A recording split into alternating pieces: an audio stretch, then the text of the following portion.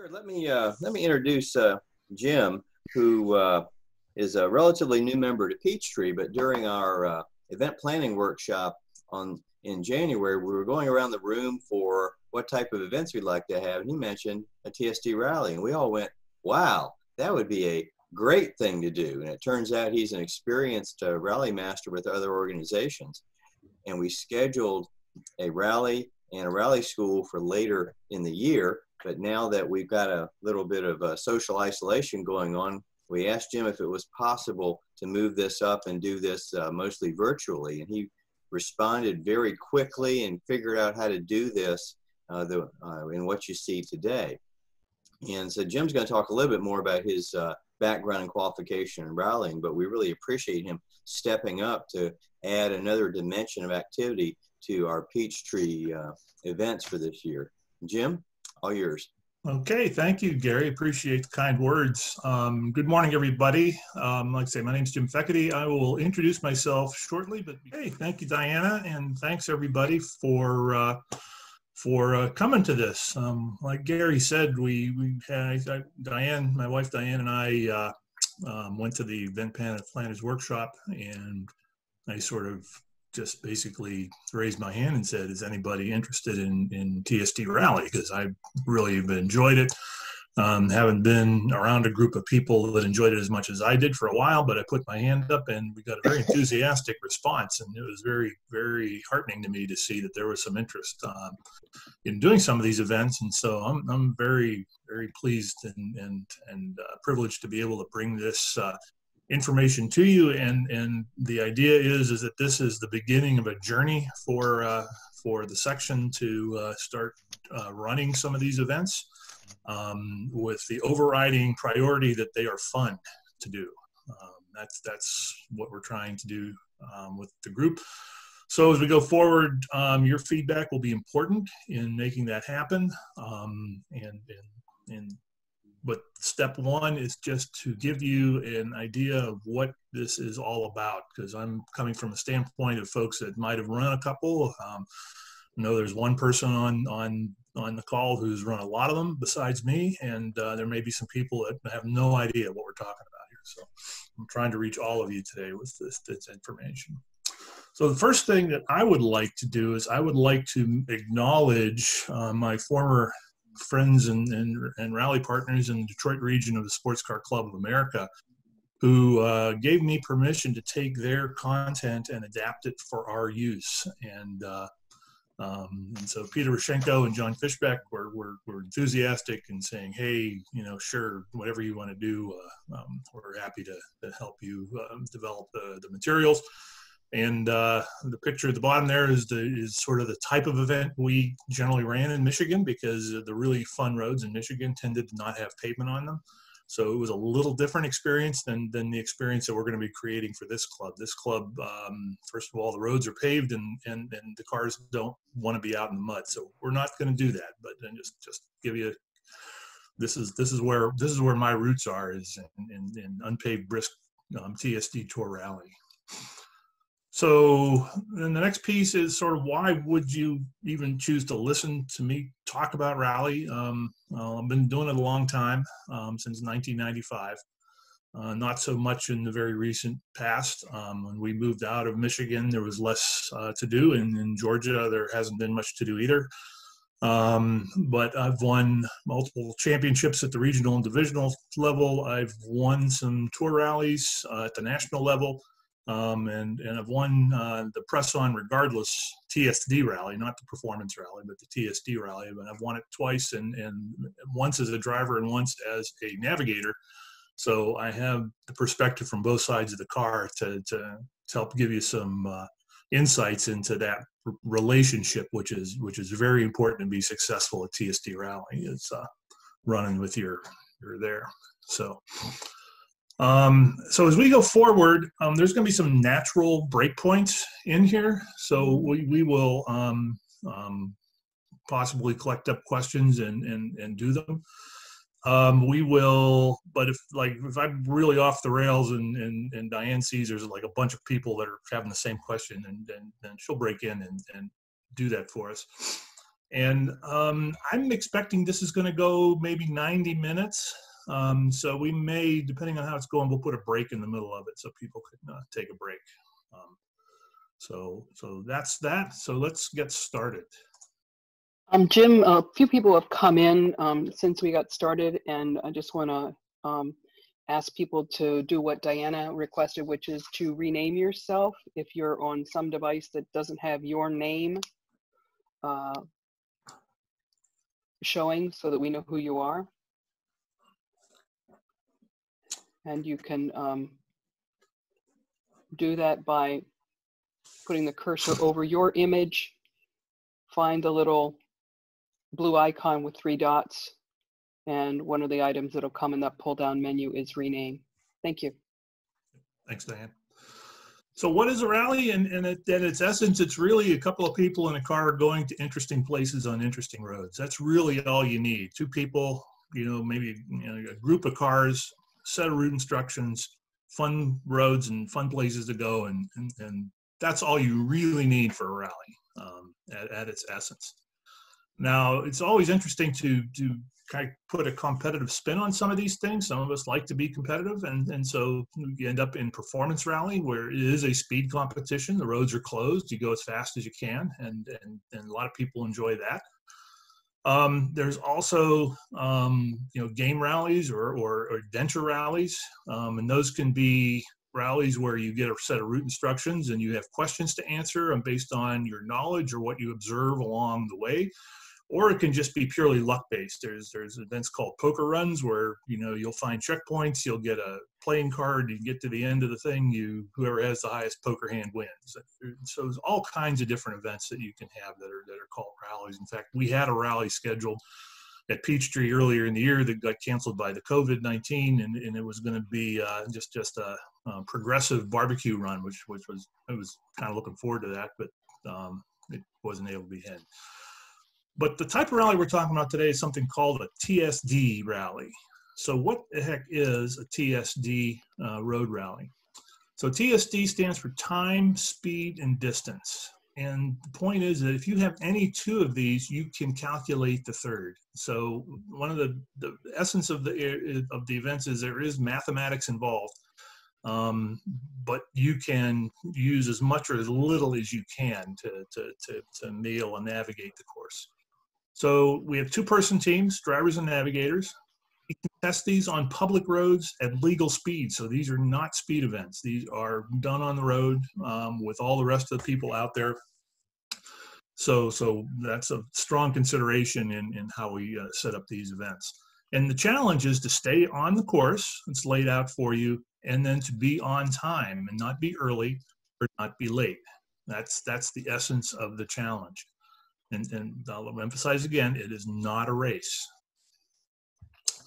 So when I sort of think about the priorities of a rally, there's really 3. The first one is to stay on the road. If you're not on the road, you can't be on the course. The second priority then is to stay on the course, because if you're not on the course, you can't stay on time. And once you're on the course or on the road, and once you're on the course, then you can worry about staying on time, and staying on time is how you score and how you're successful in these events. But those are the priorities, and probably rule 0. That's rule 1, 2, and 3. Rule 0 is don't panic. Something will go wrong. Something always goes wrong. You'll notice that once the clock starts, your heart goes a little faster. It's just the way things go. So don't panic is a good thing to remember as you're going through some of these things. So we're going to take these in the priority order that we're talking about. In today's class, we're doing 2 sessions. So this one is going to be really focused on staying on the road and staying on the course. We're going to talk a little bit about timekeeping, just so you have some idea of how that all works. But the timekeeping piece is really going to be mainly done in the second session. So we're going to start by how do we stay on the road. And so the first couple things here are just some things that you think are obvious, but my experience, both good and bad, has taught me that some of these things don't always get handled ahead of time. So make sure the car is in good mechanical condition. Make sure it's going to survive an event. You know, if it's got to drive, you know, anywhere, these events can be anywhere from, say, 50 miles to 500 miles. So the car's got to be up to the challenge. You want to start with a full tank of gas. Organizers of rallies that are outside of our sort of metro areas have to think about, you know, cars that don't have a lot of gas capacity and making sure there's gas available. But at the end of the day, it's on you to make sure you have enough gas in the car. Tires in good condition and inflated correctly. This becomes important not only to keep you on the road, but also to get good consistent mileages. If you're mileaging from an odometer that's connected to one of your tires, and that tire is deflating, your mileage will change as the rally goes on, and that will impact your ability to score. Make sure the spare is inflated too, because that can end your day quickly if you don't have a good spare tire and it isn't inflated. Make sure your windows are clean. You're going to be looking for signs, and sometimes the signs are hard to see. So make sure your windows are clean. Make sure all your lights are in working order. We won't be running at night anytime soon, but if you run at night, that can be super important. If you have any auxiliary equipment installed, and that can be anywhere from the cell phone that you're going to be running the app on to specialized rally equipment like correctable odometers and rally computers, make sure it's up and running and tested. And depending on the event, like for our test rally, which is, you know, 20 miles in Ackworth, you really probably don't need to think about this. But if you're in an event that's out in the country somewhere, consider what kind of emergency equipment you want to have around. Safety triangle is a good idea. Tow straps can be a good idea. Flashlight tools, you know, whatever you think you might need if something happens on the course. Jim, before you go to the next slide, would you clear the annotation, please? Clear the annotation. There's some marks on the screen. Oh, look at that.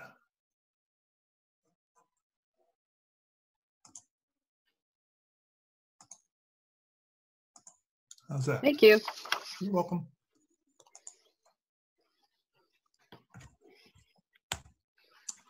And so what do you need in the vehicle? Rule number one, empty bladders. You don't want to get halfway through an odometer check and realize, well, I got to stop and take care of some business. Make sure you have the general instructions and the route instructions in the car. I'd like to say I've never left the start without those in the car, but it would be a lie. You need pens, pencils, and highlighters are important because there's some sections that, you know, with a good set of pens and multiple colors and a good set of highlighters, you can create your own system for making the route instructions more easy to view quickly, because things happen quickly in some of these things. So pens, pencils, highlighters, and we can chat about that maybe in session 2 about how I use them. But those are good. Paper, clipboard, paper to scribble things down, and you're going to do math in your head and add and subtract stuff. Clipboard, because there's not usually anything good to write on in the car. Once again, we're not going to be running this after dark. You could choose to run the test rally after dark, because you could run anytime you want to. But if you're running after dark, you got to think about how you light the inside of the car. And you have to think about it because the navigator needs light, but the driver needs darkness because their eyes need to adapt. So when you just can't throw the overhead light on for the navigator, because then the driver really can't see down the road because their eyes are not adapted to it. So you have to think about how to set up a car to do that. And then whatever timekeeping and scoring equipment you need, like I say, at the minimum for this event, you'll need the Rally Master app or the competitor app. But like this is my old car that had a correctable odometer in it with this thing snaking around here to a heads-up display that gave me the speed that I was going, and there's all kinds of stuff that you can have. And for our event, that app is really the only thing you need. As things progress, make sure you have the types of things you need.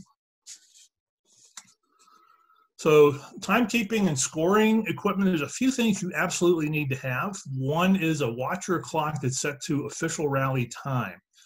So rally time, the source should be in the general instructions. For our rally, it's WWV, and WWV is the shortwave broadcast from the National Institute of Standards and Technology. That is the U.S. expression of the global time standard called Coordinated Universal Time. The beauty of working with our app is that the official time on WWV is generally synced very well with the time that is expressed from the GPS satellites. So when we talk about how you're going to be scored, what you'll find out is you're actually going to be scored to a time standard that's very close to WWV. So it's pretty good. So when you see the competitor time app rally or competitor app rally time, it'll be close enough. But if you're really into it, you can adjust that time to WWV, and we'll talk about that when we look at the app. But you have to have official rally time. You have to have an odometer of some flavor. Now, you can use the odometer in your car, and that'll give you reading to the tenths generally. There's also free apps on your computer that will measure distance for you, and you could use those on the test rally as well, with the caveat that it has to be on a different device than the competitor app. You can't run both of those on the same device. You'll need two devices in the car in order to do that. I use something called GPS Odometer Lite. It worked pretty well. It's what I measured the course with. But you need to be able to measure mileage somehow. And then some way of calculating things, and calculators, four-function calculator works fine, but if you can do math in your head fast, pencil and paper. My longtime rally partner, a fellow by the name of Jim Schaefer, was amazing at how fast he could do math by pencil and paper when we were running stock class. There would be just graphite flakes flying everywhere from this pencil. I was just screaming through the top, but he was very, very good at it. So that's timekeeping and scoring equipment. And then, what you might need at registration. So when you register for an event, and Motorsports Reg has made this a little bit easier, but depending on where you're running, you might have to register at the event. And so you need an entry form, and the event should give you an entry form. You may be asked to do a tech inspection of your vehicle to make sure lights and horn and tires are inflated and things like that. That might be asked of you. You should always have a valid driver's license for the driver. You should be able to prove that the vehicle is registered and that you have proof of insurance. Those are two things that you will likely be asked for. I think Gary sent an email out on this to talk about the fact that we do require those on this event, but because of social distancing and the way we're doing the registration, we're doing it basically online. And then an entry fee if one applies and if you haven't already paid it. So when you walk through the door, that's what you might need. And then the last piece before we take a break and stop for questions about staying on the road is what happens at the start. Because what I've found is that for someone who's rallying for the first time, the start can be an intimidating experience because you drive into a parking lot, you see a bunch of people, they're all friends, they're talking to each other, they're having a good time. It's not really obvious what to do for a first timer. So this is a little bit of what you can expect. If you come to the start, and in normal times, like I say, I have a little COVID-19 sidebar over here that you can take a look at.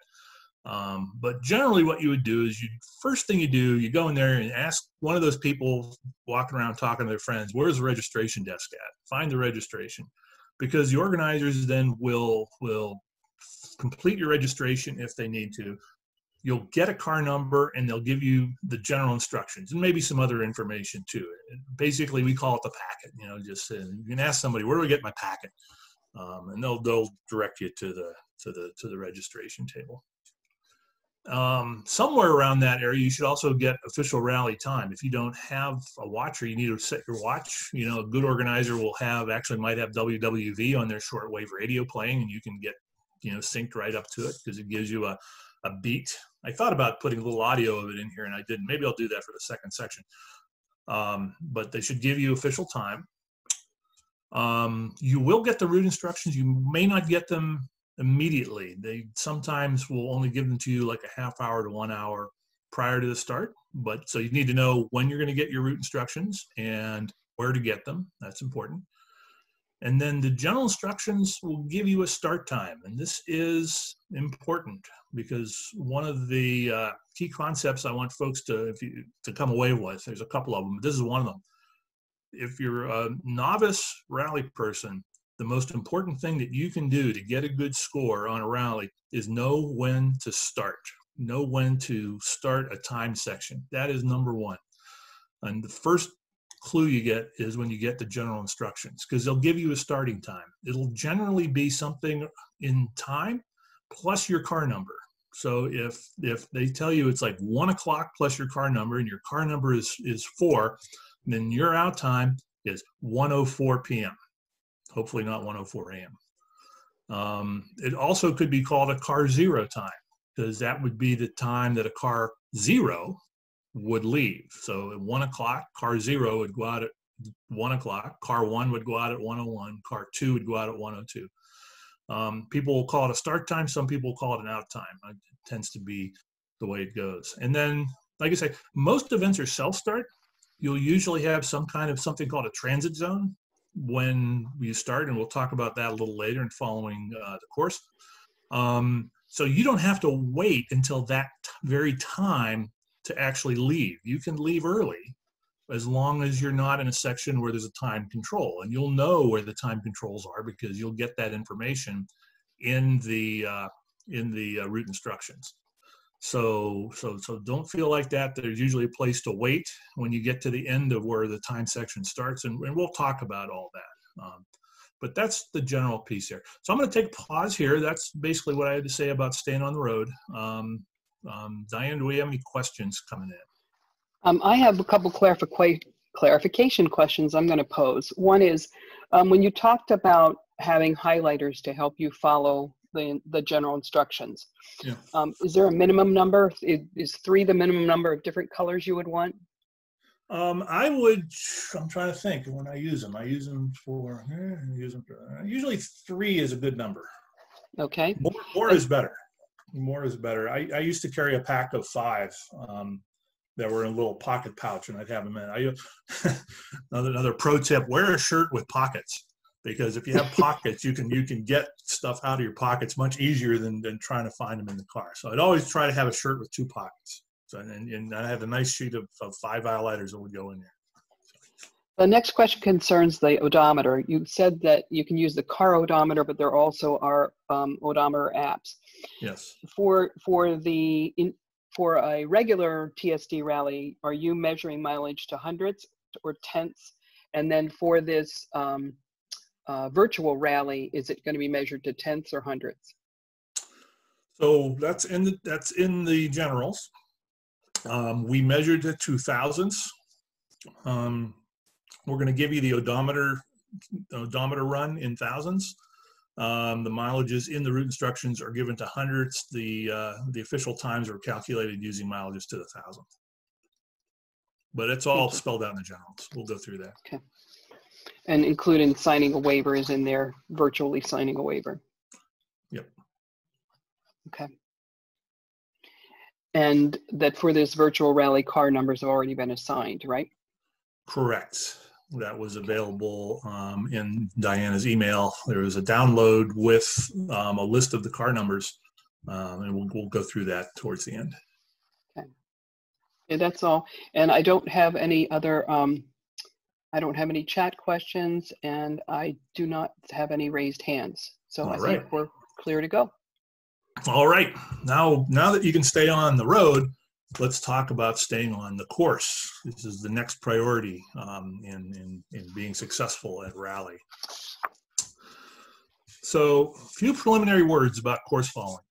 Everything you need to know will be in the general instructions and the route instructions. The thing you need to be careful of is that the general instructions may reference some other authority, like the example in the sidebar is the SAC Road Rally regulations. So if you're rallying in general, make sure you have that information with you. For Peachtree events, we're going to be it's all going to be in the generals or the route instructions. You don't need any other information. It all is there. That's everything you need.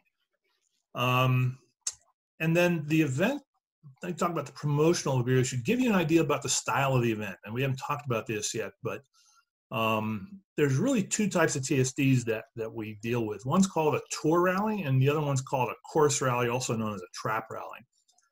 In a tour rallies are the type of events that I'm planning on organizing. The course following is very straightforward. The organizer is trying to make sure you don't make a wrong turn. The challenge becomes more for the driver in staying on time. And the organizer can make that challenging for the driver based on the roads they choose, the speeds they choose, the placement of the controls, and things like that. A course rally, also known as a trap rally, is where the route following is complex. There's a bunch of logic involved in following the course. It's got weird route following priorities. It's got, you know, all kinds of things to try to trip you up. And the idea is to try to get you off course, but also loop you back onto the course just at the wrong time. And that's what the challenge is supposed to be. The trouble is it's very, very tricky to run those kinds of events if you're not experienced, or to organize those events if you're not experienced, because it's just really hard to predict what anybody's going to do on one of these things. You think you have a nice trap loop figured out, and you don't. But and that frustrates a lot of people that try TSD rallies. They'll drive up to a TSD rally. It'll be a trap rally. They won't know it's a trap rally. They'll get this weird set of route following instructions, and they'll get lost on the first checkpoint, and they'll never come back. That's what we don't want. We do not want that. So our rallies, because I think we like to drive our cars, are really going to be more oriented towards the driver and more towards straightforward route following. And I give you that now because I'm going to go through a set of slides that sounds complex, but really is not intended to be. But it's very good sort of framework to think about when you're going down the road and trying to follow a rally course, even a tour course where it's very straightforward. So let's start talking about it. So when you're following the route, you're looking at the route following priorities plus the route instructions. And those are the things that tell you what you should do when you leave an intersection. So what's an intersection? An intersection is any meeting of existent roads at grade level from which the rally vehicle could proceed in more than one direction without making a U-turn. So you're driving into an intersection. You could leave that intersection from several different directions. You know, you might be a Y where there's 2, or an intersection where there's 3, or a big intersection where there's 4 or 5. The idea that you have to think about is every time you encounter an intersection, you should know why you chose to leave on the road that you left on. That's the fundamental sort of thinking process that you need to have when you're following a course. I'm in an intersection. Why did I go straight? Why did I turn right? Why did I turn left? You know, that's what we're doing. So what are the priorities for our rallies? So now I'm going to talk about our rallies, which are like, say, tour rallies. These are the priorities. First priority is execute an emergency instruction or follow an emergency sign. This is very rare, but it can happen in an event, especially an event out in the woods where, you know, there's a car out ahead of the rally, you know, just checking to make sure the roads are open, and there's a tree across the road.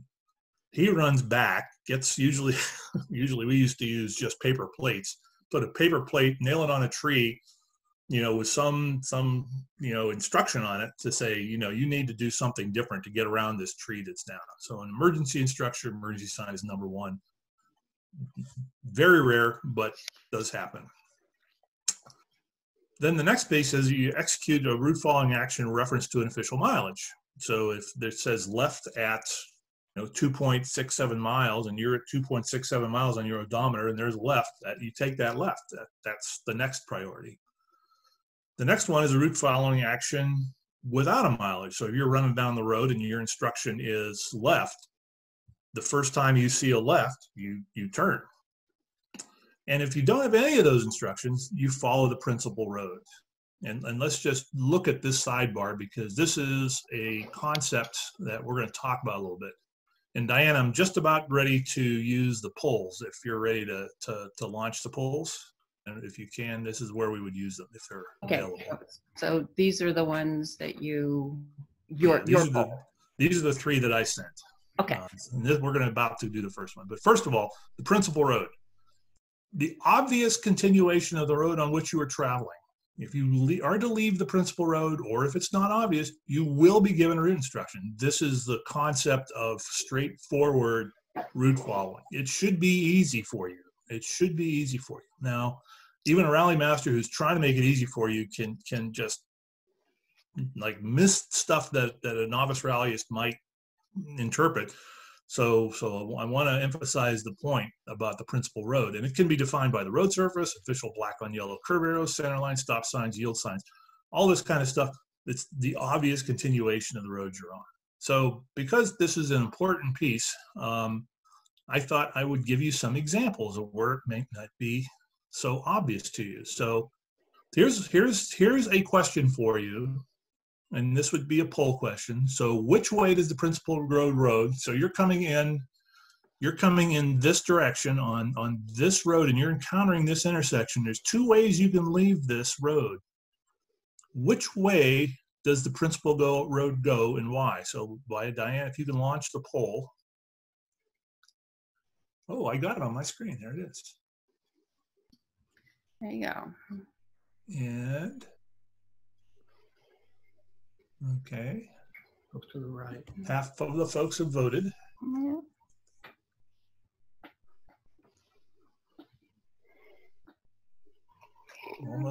Almost there, 23, 24. Well, not everybody's going to put your other co-host Yeah. on the road. Okay. Gotcha. Okay. So I think we got everybody. So 21 of you said the road goes to the right. Okay. One of you said the road goes to the left. One of you said I don't know. And two of you said I need an instruction. So in this example, so I'm going to close that. So thank you, Diana, for that. Where's my pointer? There it is. So in this case, the principal road goes to the right. How do you know? There's a couple pieces of information. The first is what we call stop sign protection. This road has a stop sign on it. So that is not the principal road. The principal road, you'll never encounter a principal road where you're going past a stop sign coming the other direction. The other one here is the yellow line. It's not super obvious, but this road continues to go in this direction. So the double yellow line and the stop sign protection tell you the principal road goes to the right. Now, if it were me and encountering this intersection, I would give you an instruction, keep right. Because, like I say, you want everybody to follow the event, and this is one that could be confusing. When you get to more experienced events and bigger events where you're really competing, Rally Master may not give you that. They might say, okay, you know how to get through that intersection. That's the principal road. Go to the right. So here's the next one. Here we go. Now we're coming up. Now we're out in the woods. Jim, one quick question before you go on. Can the road name ever be a part of something that would tell you principal road? Can principal road ever change names?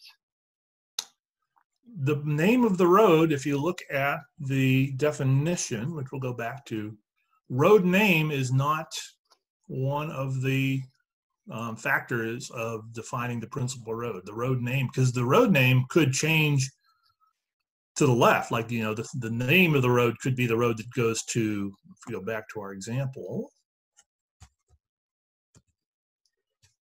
there are situations where this road goes right, but the road name goes this way. And this is where you get into the complex course following trap rally stuff, where there's a definition where something you might be onto a road, and onto has a very specific meaning that we're not going to talk about today, but that's a classic trap actually for rallies, is that your priority is to be onto a road. You're following this road, the principal road's going this way, but you're onto this road, so you would be expected to take that turn. Okay, Jim, if you were coming from the original direction, would your redundant instructions say keep right or go right? Keep right. Keep right. Yep, this would be a keep right. And that would just be offered as redundant information. Yep, redundant information. Thank you. Okay. So now we're in the woods, and now we're coming up to this intersection. So same question. Which way does the principal road go, and why? Oh, they're thinking about it this time.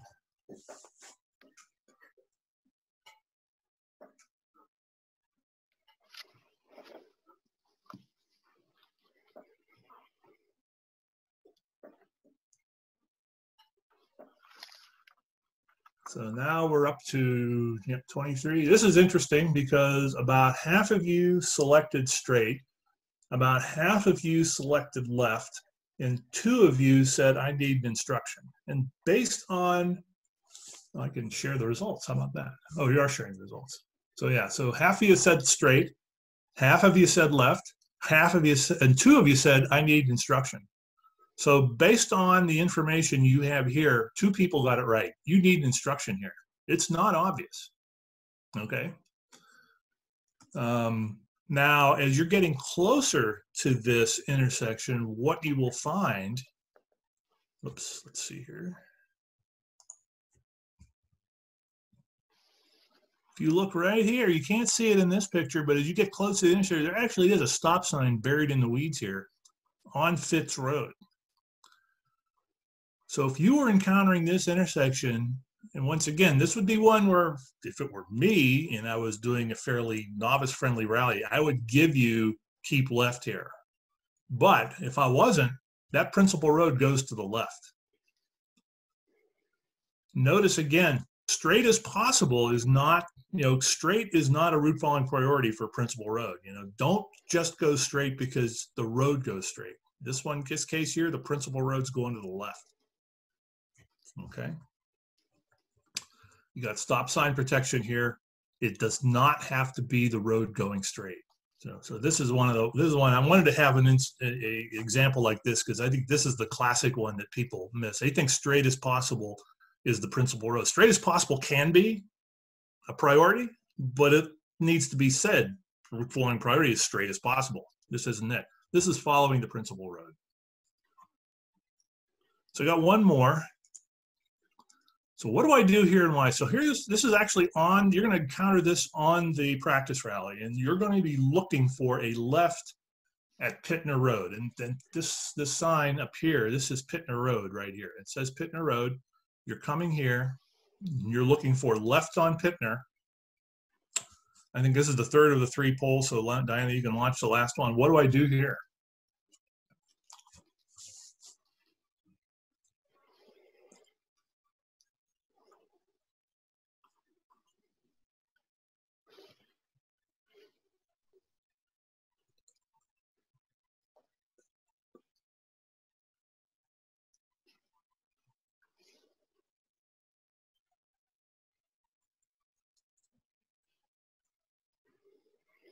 Okay, we've got pretty much everybody's voted.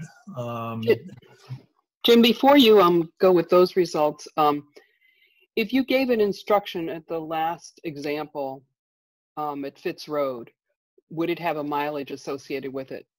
Maybe. Depends. Doesn't have to. So it would just say keep left, or you just have a keep left. Yeah, you could do it without a mileage, depending on what you're trying. If you came out of that and you're looking for, say, a right at T somewhere down the way, you would just throw a keep left in there. And if that was the first thing you encountered, it wouldn't need to have a mileage on it. It could, but it doesn't need to.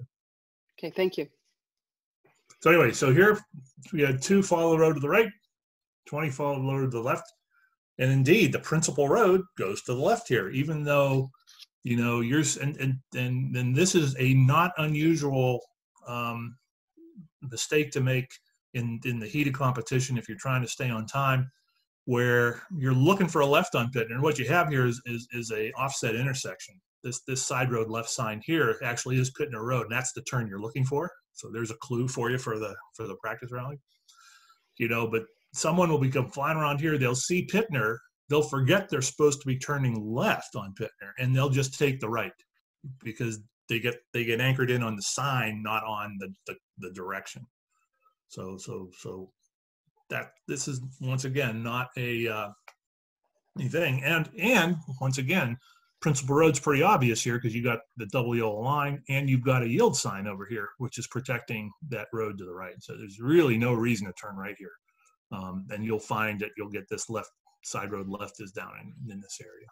Okay, I'll stop there and take any other questions on those examples of principal road following, because we're going to move into something different now.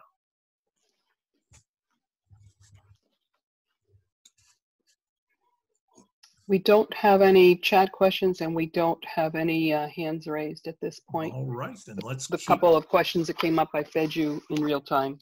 okay, then let's keep chugging along. 1 second, I do have a question now. Oh, okay. What if you come to an intersection and there's not an instruction? You follow the principal road. That's the point. That's the, if like, and this is a perfect example here. My instruction, I mean, you're going to be working on some instruction. You know, you start with one, you work through them all till you get to the end of the rally. So you're always looking, you know, you always have an active numbered route instruction. You're looking for something. In this case, you're looking for a left on Pittner at a mileage. So when you encounter an intersection, you go through the route following priorities. I don't have an emergency sign. I'm not at the mileage for this left. I don't have a left in front of me, even without a mileage. So I'm following the principal road. That's the priority order in which you go through the thought process. And like I say, it becomes a little bit more, it sounds complex, but it isn't really. Once you know what a principal road looks like, then this is something that you mentally work through pretty quickly. But it's important to get it right, because there are opportunities for mayhem if you don't think through the priorities in that way. But like I say, right here, I don't see an emergency sign. I'm not at the mileage. I didn't give you the mileage here, but trust me, this is the wrong mileage. I don't have a left here at all. This is a right-hand turn. I'm looking for a left, so I'm not doing that. So I'm following the principal road. Okay. Thank you. Jim, could you have interpreted this to be the left? No. You said you didn't give the mileage. You just said a left on that road, but That's correct. you know, when you got here, you wouldn't have interpreted this as the left. Correct, and that's actually leading me into the next piece, which is I mean, a left really means an intersection. Correct. Yeah, and that's actually the piece we're going into right now. Is what are those route instructions? I mean, what is a left? But it would be a left off the principal road. You wouldn't make a left on the principal road earlier. That's correct. That's exactly right, Joe. This is not a left because you did not leave the principal road. In order to execute a route following instruction, it has to take you off the principal road. You have to leave the principal road, or it's not a. Earlier you said, when we were in that first one, the right, you said you may say bear right. Yes. So the idea there is I may choose as a rally master to give you what we call a redundant instruction. In other words, it's an instruction you really don't need to follow the course by. You identify it as redundant? And you'll see I actually have a redundant instruction in the practice rally for that reason, just so you can see what that looks like. Okay. We good? Okay. There's one little question about this picture that we have right now in terms of where you're saying you're coming from. So right now you're on the road that is on the left prior to the intersection. You're entering the intersection right where my pointer is, and you're going in this direction. Okay, thank you. Yeah, you're in them. These are all from the driver's point of view. Okay. Thank you. So just a little vocabulary that you'll see in the route instructions. So something called a cast, which is change average speed to. So when you see it in the route instruction, it'll be cast and then a number, and the number is a speed in miles per hour. So you'll see like cast 35. And that's what it means, change average speed to 35 miles an hour. It's also used as a noun. The acronym is used as a noun, so I could say like what's my cast, or where's my cast, or what, you know, but that's your speed you're supposed to be doing, average speed. NRI is a numbered route instruction, and will be on the route instructions. And then, like I say, zero car and key time, because of the way we're doing this rally, this is not really applicable for this event. But if you saw a key time or a zero car time, it's the perfect time that you would leave that new route instruction, or car zero would leave that route instruction. So your perfect time is that time plus your car number. So here's typical intersections, crossroads, side roads. These are the main ones that you'll encounter, and they're defined, and we'll go through the definitions because they're in the glossary of the general instructions. But this is what they kind of look like. T intersections, a Y intersection. You can actually have something called a delta T, where you have a T that's going across here, but the two arms of it split before you actually get to the intersection, so it looks like a little delta. So those are the things that you'll see in the route instructions in terms of the intersections. Another concept to be aware of is non-existent roads. So this is a place where if you were looking for a left and you encountered this intersection, you didn't have a mileage and didn't have a road name, just said left. And you got to this intersection, once again, from the driver's point of view, and you saw this no outlet sign. For the purposes of the rally, that doesn't exist. You can't make a left turn there. It's a non-existent road for rally purposes. So anything that's a driveway, a plant entrance, a parking lot, private drives, and then posted with anything like private, keep out, no outlet, dead end, road closed, no through traffic, anything that indicates that there's no way out of that road doesn't exist. If it does, it'll be an exception and it'll be in the route instruction. So like when we're doing the practice rally, you're going to be going in and out of the parking lot of the West Cobb Regional Library. So that driveway has to exist or else you can't get out of the parking lot. But that's actually in the route instructions, you know, turning into the driveway. It does exist. A couple other concepts. So there's a couple of special signs. It'll always be in all caps, and that's a stop sign and a yield sign. And so the stop sign is a red octagonal sign with a white stop on it that the rally car is obligated to stop at. Yield sign is the inverse triangle, white and red sign. It says yield, and the rally car is obligated to yield to that intersection. Those will always be in caps because you use those a lot. You know, left at stop, right at yield, things like that. Those are the official signs. Something called an opportunity, and that's a place where that specified action could be executed, like left at second opportunity. So if you're running down the road and you just have left at second opportunity, you don't have a mileage, you don't have a route and road name, you get to the first left, pass that up, get to the second opportunity, turn left. And just to be clear,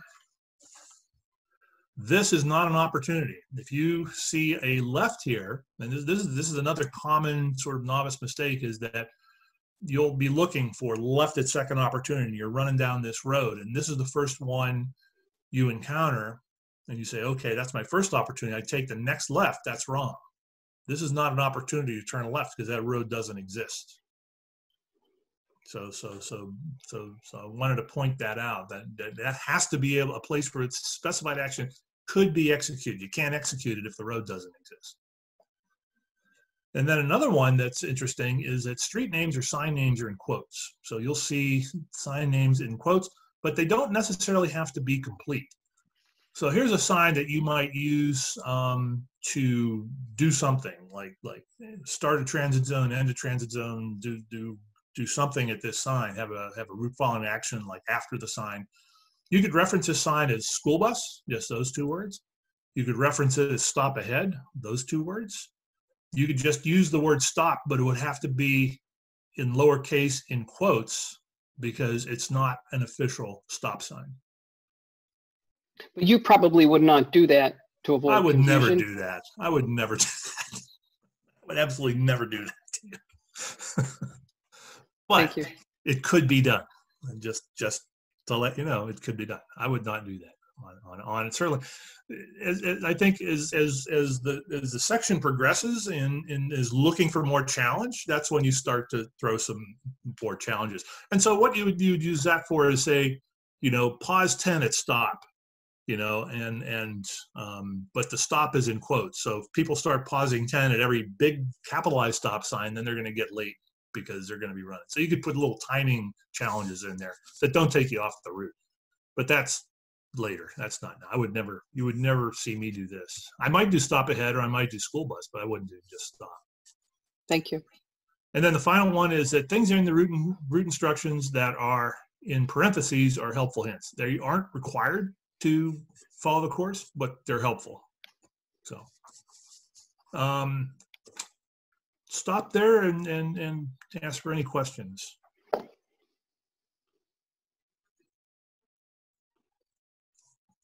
Nope. Okay.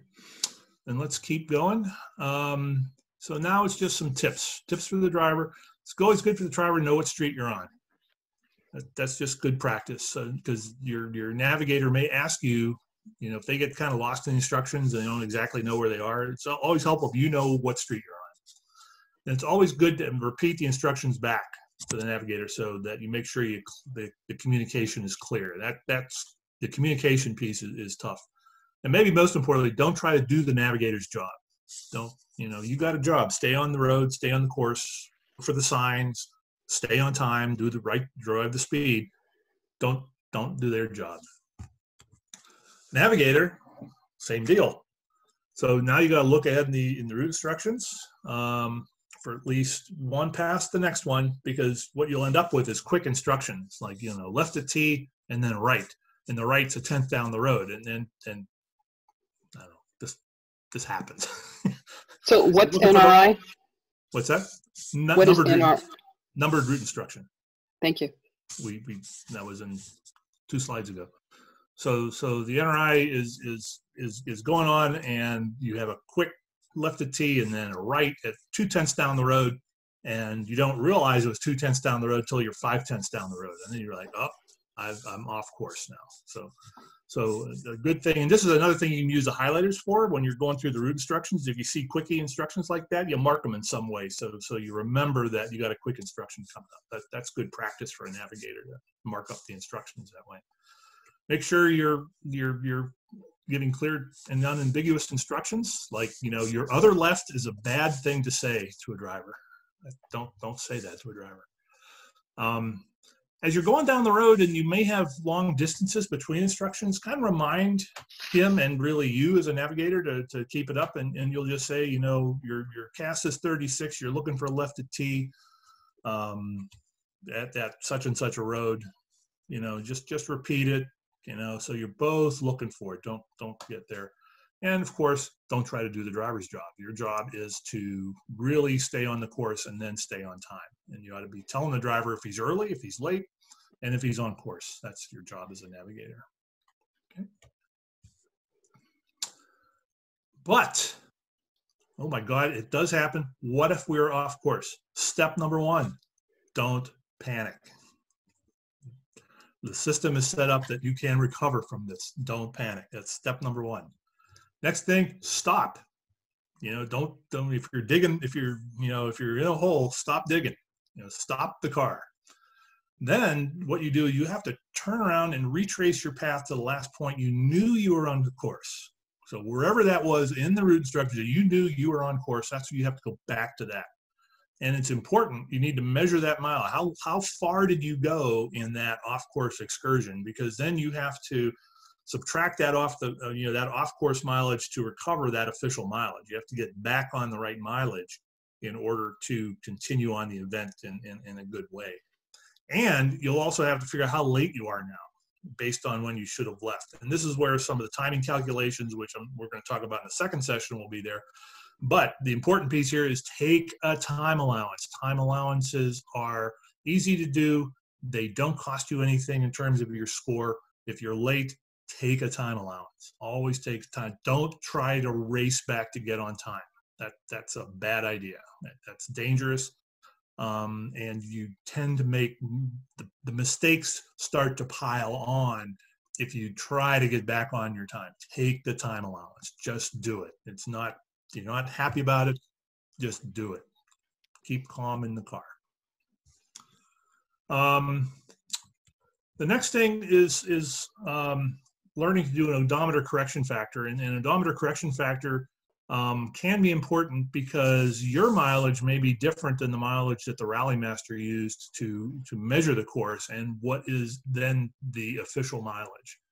So the official mileage, and this is what will be in the route instructions, is the route measured mileage is measured by the rally master, not by the Department of Transportation, but whatever the rally master did. You just have to count on the rally master to use good statute miles when they set up their mileage. the beauty is that when I use the app, I found that it really tracked very well, because the app mileage, you know, really is, you know, it's calibrated to good statute mileages. And I found that the mileage on the car and the mileage, the official mileage and the mileage I was measuring when I was using my car odometer was pretty darn close. But that doesn't always the case. Usually your Rally Master has some gizmo like this that is an odometer that's connected to their front wheel and is calibratable. And you just have to hope that they get a good calibration to statute miles. But in any case, you need to check this at the beginning of the event. You'll have usually an odometer correction or an odometer calibration run at the beginning of the event to do that. So you have to create this correction factor, and this factor is your odometer distance divided by the official mileage. So here's an example. So here's an example where you have an official mileage. You're starting at 0. Your car odo is at 0, whatever that is. You begin the odometer check. You run down some route instructions. You get to the end of the odometer check, and the official mileage is here, but your car mileage is here. You got 10.9. The official mileage is 10.7. So you got to create that factor just by dividing. And this can be a little tricky. You got to remember, you know, which one is higher. and so in this case, my official mileage is lower than my car mileage. So if I want to match the official mileage to the car mileage, it has to be greater than 1. And that's the calculation you need to make. So this is how you use it. So you have an instruction, you're left at crossroad. The official mileage is 23.57. You use that correction factor to calculate a 23.89. So that's actually, you're going to encounter that left on your car odometer at 23.89, not 23.57. That's what your odometer should read if you did that correctly. Any questions about that? I'll pause here to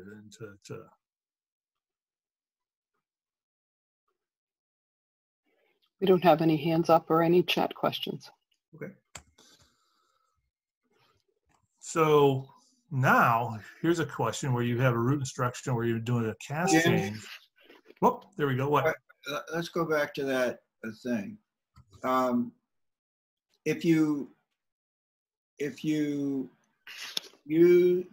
the competitor app is not going to give us mileage. It's not going to be doing a running mileage.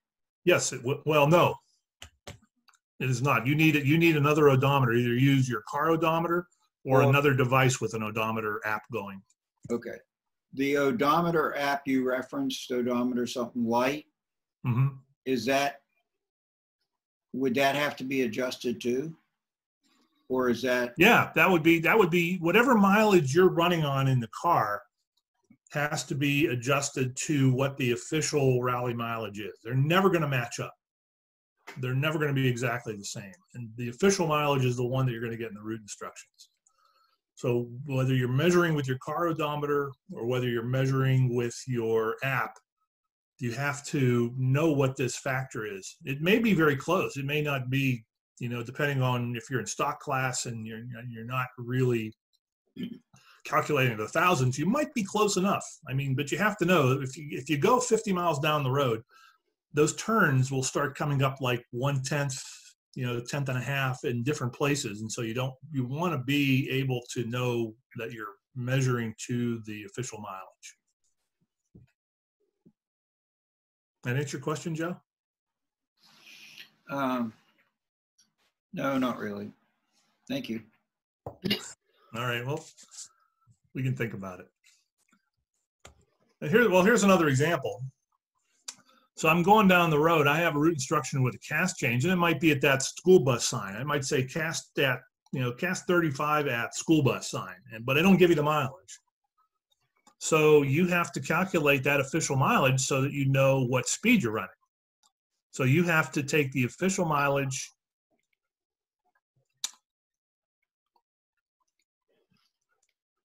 You have to calculate the official mileage. So you have to take the reading from your odometer divided by the odometer correction factor and find out that, like, your odo is saying 35.6, the official mileage is 35.12. That's the mileage you would use to check, to do your time calculation, to know that you're at that sign at the right time.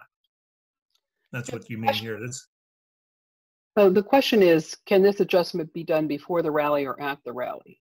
You can do this. So the way it works is you're going to get a 20-minute transit zone with an odometer calibration run at the beginning of the event. And that will give you about, I don't know, depending on how fast you do the Odo run, it'll probably give you somewhere around 8 to 10 minutes to do this calculation. Once you do it, you're done with it. You can go through and check, you can go through and do, if you have time, you can just recalculate all the mileages in the route instructions, and then those will match your odometer. So for this virtual rally and for any in real life rally, there's always an Odo check leg at the beginning of the rally. Correct. Yeah, you'll always get a chance to do this correction. You never have to do it on the fly. You always do it ahead of time. It can change over the course of the rally, and you have to be aware of that. But in stock class, it generally doesn't. You do it once, and then you forget. And you will have time. And the reason I'm going through this now is that it's part of the practice rally is to do this conversion, and then you can make those calculations. This rally is so short, it probably won't have a big impact on your mileages. And I would say if this is like one step too far for you, you probably won't get in trouble if you don't do an Odo correction at the end of the Odo check for this practice rally. It's just not long enough for it to make a big difference. But if you want to get like full value out of the education, then give it a whirl and see what you get. Okay.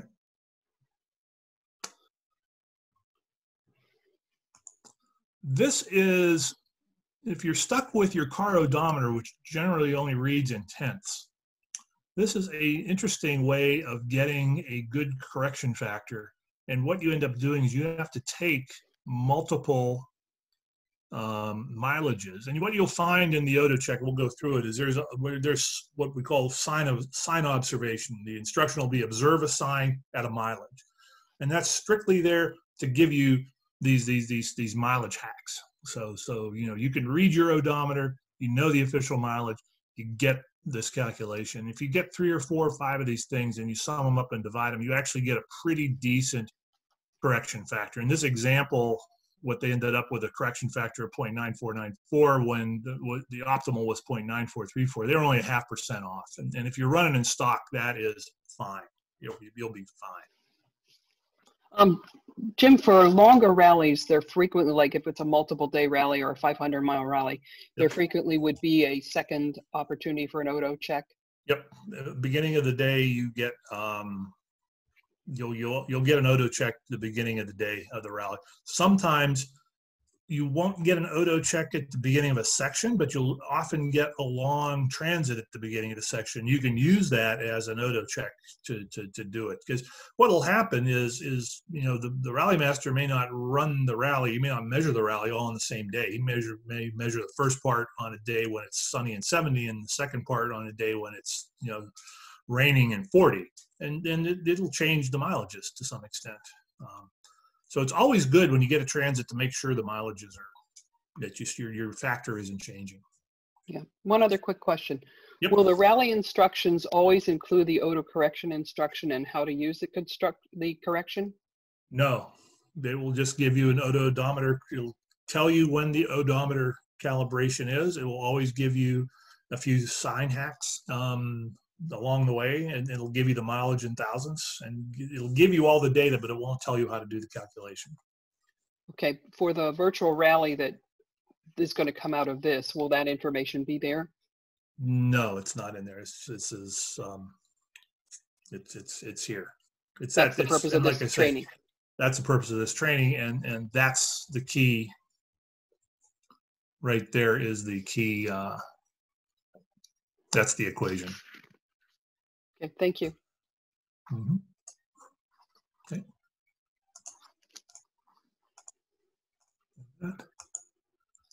So, team communication, the driver should be able to trust the navigator. The driver should be able to trust the navigator. The navigator must trust the driver. There's a distinction there, and let me explain why. And this is a real example from my history. Flying down the road, looking for a left at mileage. Left at mileage. I know the mileage, and Jim Schaefer's on the right seat. He's saying, Jim, you got left in 3/10, left in 2/10, and left in 1/10, and 1/10 comes up, and I'm looking. I don't see a road. I see taillights. But I don't. Then I look at it and I say, you know what? That doesn't look right. And what it was is that he had the mile wrong. It was not 0.2. It was 1.2 miles away is where the turn was. But there was a field cut at that moment. There was a field cut, and the car before us had gone down that road, and now it was down in up to their axles and whatever was down there, and it made that mistake. And it was like, well, I'm glad I didn't do that as we drive off to find the actual road. And then he just starts screaming at me, well, you're late now. And well, off you go. So, but the navigator has to trust the driver because you have to have your head down and working. When you're really at this and you're trying to stay on time and it's dark and the roads are turning and everything like that, you can't be the one up there looking at stuff. You need to be head down and be able to trust your driver to do the right thing. So once again, that's the quickie thing there. If you've got a short mileage to the next NRI, let the driver know. Make sure you fully explain each instruction, because some instructions, route instructions, will have several sections to them, and they may occur. So you make sure that, and you have to remember that you're a team. You win as a team, and you make mistakes as a team, and you end up in the wrong county as a team. It's a team. It's a team event. It's a team sport. Just that helps in the car to not start. Just remember, you're working together. That's the end of the stay on course stuff. Do folks need a break? We can go on for about an hour. Should we take a break? Before you do that, let me ask one question, and that is, will these slides be available after the presentation to all? I have no problem with providing them. I think that we can do that. I don't know, Gary, Diana, is there any problem with providing the slides? No problem from my end. No, if you can get them to me, we can put them on our Google Drive. Yeah, I'll create a PDF because they're kind of dense. Yeah, I'll PDF them and send them to you. Well, absolutely. Thank you. And remember, thanks. I think that'll be quite helpful. Yeah. We're also recording this, so the entire recording of the training should be available to us on the Peachtree site as well. Gotcha. Okay. So should we take a 5-minute break? Yes, I'm getting some thumbs up. So let's reconvene at 11:20 and then we'll finish up. I think I got about another half hour, 40 minutes of content. Thank you. And we'll come back with Let's Stay on Time.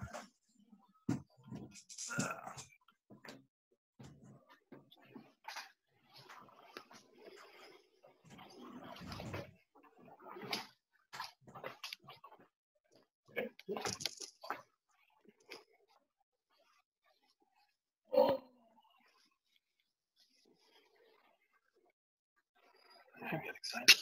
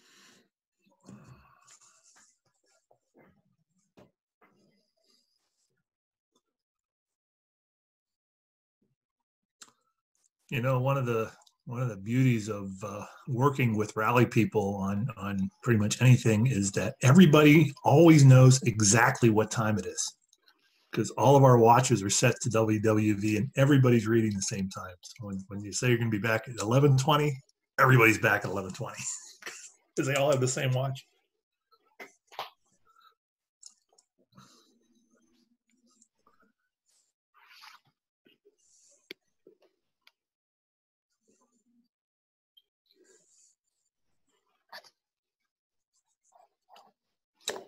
Okay, I think we're at 11:20, at least by my almost WWV calibrated wristwatch.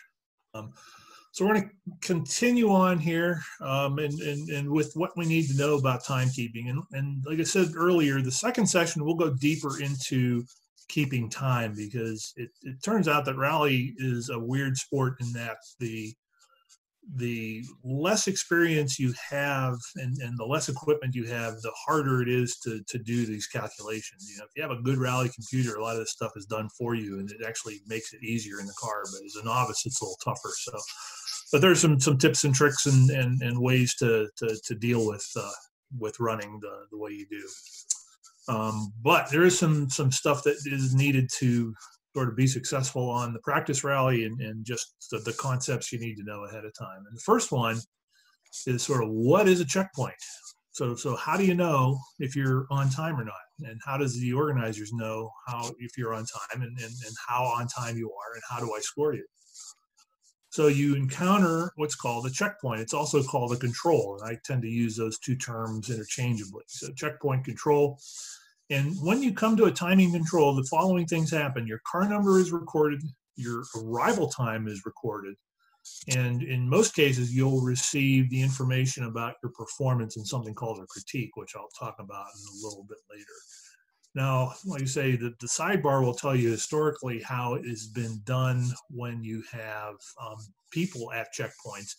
But in our rallies, the checkpoints are not going to be manned. They're going to be unmanned, or going to be identified by audible alerts you'll get from the competitor app. And you'll also receive your score on the app, and you should, I don't have critique information in the app right now that you'll get in real time, but normally on a rally, you'll get what's called critique information in that time as well. The key point here is don't stop. I mean, if you're used to rallies where, you know, you're going to man checkpoints, you'll hit the checkpoint and you'll stop the car and you'll go back and go and get some information from the people that are there. Not here. Don't stop. You'll hear the bong. You'll see the score. Rally on. Just keep on going. But know that what happens there is that your car number is recorded, and then the arrival time is recorded. That time comes from the GPS signal, because you're being identified by your GPS location. And so that time stamp that you get is GPS time, which is almost perfectly synchronized to WWV, which is why WWV which is also what your phone is synced to. So for rally purposes, for our rally purposes, it's not going to make a big difference. I think as you get deeper into it and more precision timekeeping, it might, but for our purposes, I wouldn't even worry about it. I just use the time that's on the app, and we'll talk about that. So the critique slip is just basically detailed description of the timing, basically to tell you, and sometimes instructions to start the next leg. And you may receive this information in the app. There's a place to put critique information in the app. In this time, you're going to get all the critique information at the second session in the practice rally. We're going to go through, that's part of the whole timing piece in the second section. And here's an example, just to show you that, you know, basically it's a list of calculations, the mileage, the time, the end. So then you calculate the time. These are calculated in thousandths of a second. We're actually, or thousandths of a minute, we're actually calculating in seconds in our stuff here. So for the practice rally, you know, I'm encouraging you not to try to do too much calculating. That's why I'm not really emphasizing it here. Don't calculate a whole bunch of stuff, because we're going to do that in the second session. So for this rally, the number one thing to do to get a good score is to make sure you start the time portions at the correct time. And there's 2 starting places. There's 2 time sections. We'll go through this in the routes. If you start at the right time and then you start about 5 seconds early and accelerate at kind of a normal rate to the casts, and the casts are between 32 and 34. If you do those 2 things, you're going to get good scores. There's 5 time controls on this thing. That's how you get a good score. This is really about the process of getting on the route and being on time and getting started on a time section. We'll deal with calculating times the next time. And on the practice rally, if you have a stop, you'll have a pause, and the pause will help you stay on time because you may not be able to get you may not be able to get through that stop sign right away. So we'll give you a pause so that you can stop, look both ways, wait till traffic clears, make the turn, and still be pretty much on time. So, like I say, if you have time, speed, and distance, if you have any 2 of those, you calculate the third. Generally, you get speed, that's the cast, and the distance, that's the official mileage, and you have to figure out what the time is.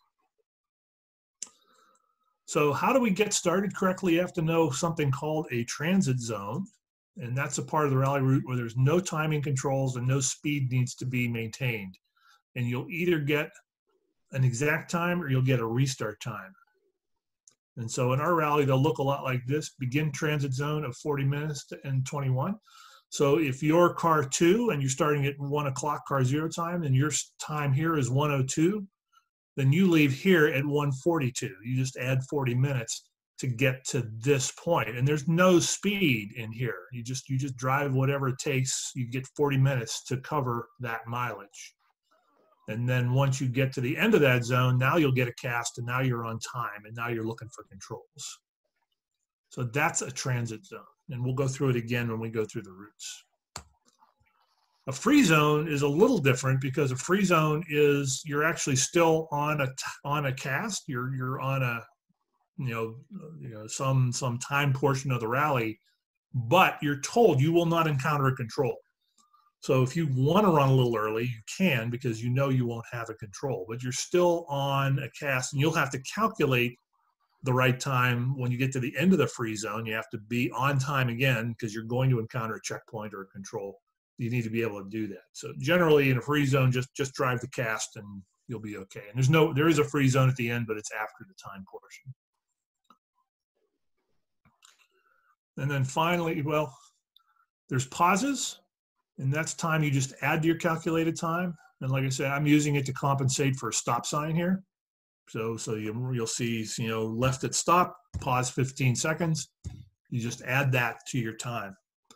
So you can just stop for that time on your watch, or just travel slower in that cast for a while. And once again, it's running what we call seat of pants, where you're not doing a lot of calculations. You learn how to do that with experience. If you're calculating it, you just add that time. And then this is important. These are the time allowances that will allow you to not have to do it. It's also called bot time. You're buying time. And it allows you to recover from a mistake without having to drive too fast for safety. And they're taken in the competitor app, and this is a picture of the competitor app. You'll see these 2 buttons, TA- and TA+. And depending on how many times you push the button, you get a different amount of time, and it'll show up in the display here. So if you push it once, you get a 10-second pause. If you twice, 20 seconds, 3, 30. And then after 30 seconds, it goes in 1-minute increments. So if you need 5 pushes, you get 2.5 minutes, 6 pushes, you get 3.5 minutes. And you can pull it out too by using the TA-. It just basically reverses itself. Jim, could you go back just a little bit and talk about a pause? To clarify, when you have a pause, how does that not make your time too high? It does. That's exactly the point. So you'll be coming up to an intersection. If you're calculating, you're supposed to be there at 1:02:30. When you get a pause at that instruction, you're expected to leave that instruction, and if it's a 15-second pause, it's 1:02:45. You just add that 15 seconds to the time. Now, practically what that does is it gives you time to sort of clear that intersection in a safe manner, you know, avoid traffic and stuff like that. But you add that to the time that you are calculating going forward, if you're calculating your exact time when you're supposed to be on time. Okay, it's because everybody's time is different. They have to add that pause time themselves to their specific times. Correct. Thank you. Okay. And when you're talking about time allowances, you're going to talk about whether you're penalized or not for taking a time allowance, correct? I will say that right now. In our rallies, you will never be penalized for taking a time allowance. Period. Because they're about safety. It's a safety item. Yeah, you must, you know, we will not penalize competitors for time allowances. That's just, we won't do that. So what you will run into is that you have a maximum amount. Like if you're in a long section, you get 19.5 minutes per section of rally, and that's historically been there because of, if you have manned checkpoints, they need to be able to close so they can get to the next one that they're scoring. So usually 19.5 minutes is there, but you don't want the rally to get all strung out. So usually there'll be some maximum amount of bot time, and that is, you know, that's just to make sure the event runs well. And 19.5 minutes is usually plenty. I mean, you can change a tire in that time. You can do a lot of stuff in that time if you have trouble. So. Okay. So that's the content. So the next couple things I'm going to do, I want to walk through the instructions, the generals and the route instructions with you, so you can see exactly what you're doing if you're running the practice rally, and to see what you're missing if you're not running the practice rally.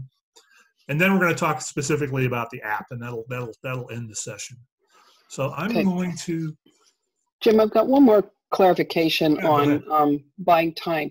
So if you have, pardon me, included a 15-second pause at a stop sign, allowing that's what it'll take to clear the intersection. But let's say there's a giant dump truck and you've delayed the stop time for 2 minutes.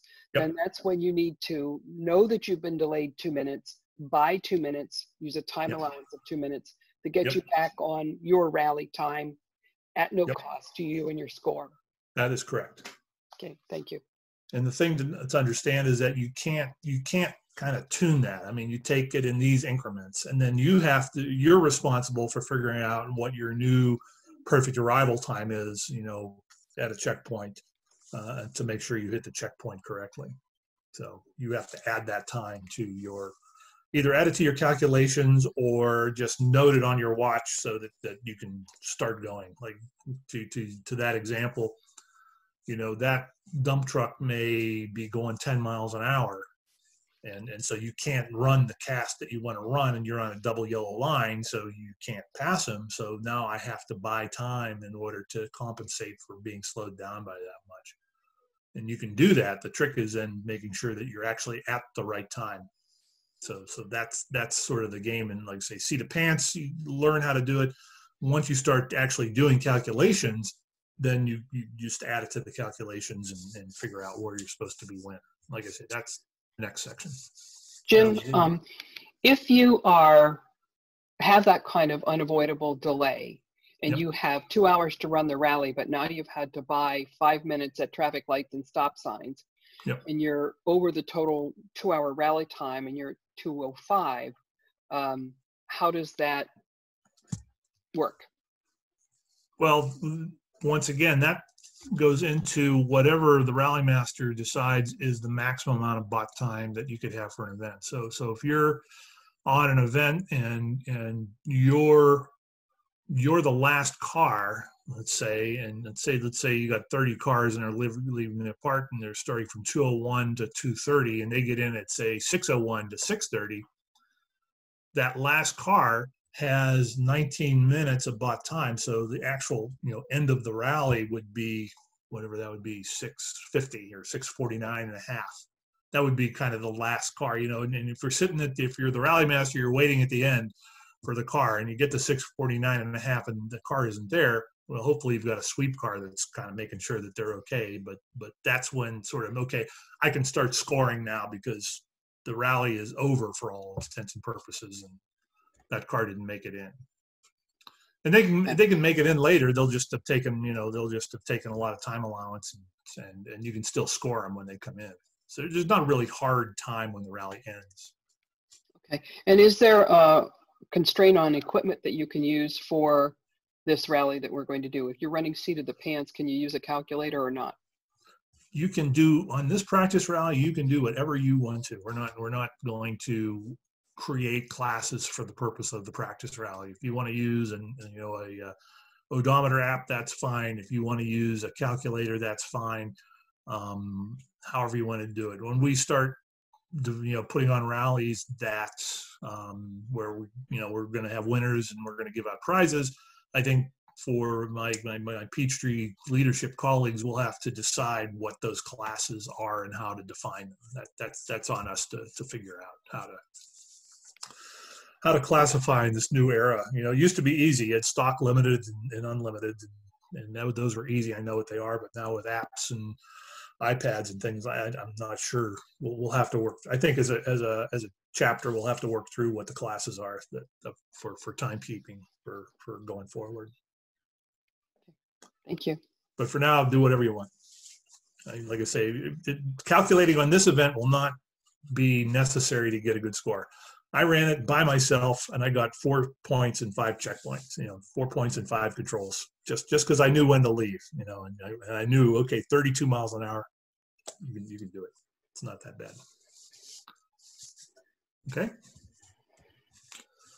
So the next piece of this is we're going to walk through the instructions, and then we're going to close with going through the Richta GPS competitor app. And we have the privilege of having Rich Beretta, the developer of the app, on the call with us. He's been, I think, listening to all this. And and my plan, Rich, is I'll walk through this, but feel free to break in when we get to that point if there's more points you want to make about the app itself. So it's kind of nice to have the guy on here. So that's good.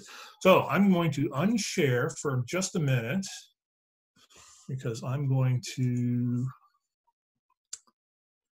bring up the generals. Okay, and let's share again.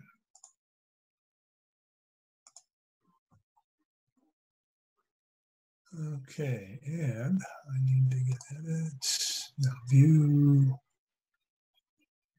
Zoom. There we go. So you should be able to see the instructions, and this is what you have printed out in your. Jim, the instructions have not come up. Oh, yeah, I got to hit share. Okay, now it says sharing. Yep, now we have them. Thank you. So let's just step through, and this is really a review of everything we just said because it's all in here. So first of all, Peachtree Practice Rally is in the app. It's MBCA Test Rally 2. So let's get that all in our minds. I think there might be some places where I didn't get it updated. The general instructions, the competitor app details are in the addendum. So the addendum is not necessarily part of the general instructions. The general instructions plus the glossary are the thing. We get into that. So the first thing you'll see is, what are we doing? It's a TSD Tour Road Rally. Here's the objective. And the general instructions, including the glossary, govern the event. This is everything you need to know to run the event. Here's the start and end location. One thing I did want to point out, the library building is closed, so if you need to use a restroom, you can't do it at the library. So registration, like I say, by registering for the rally school, you're automatically registered for the practice rally. We gave you a car number.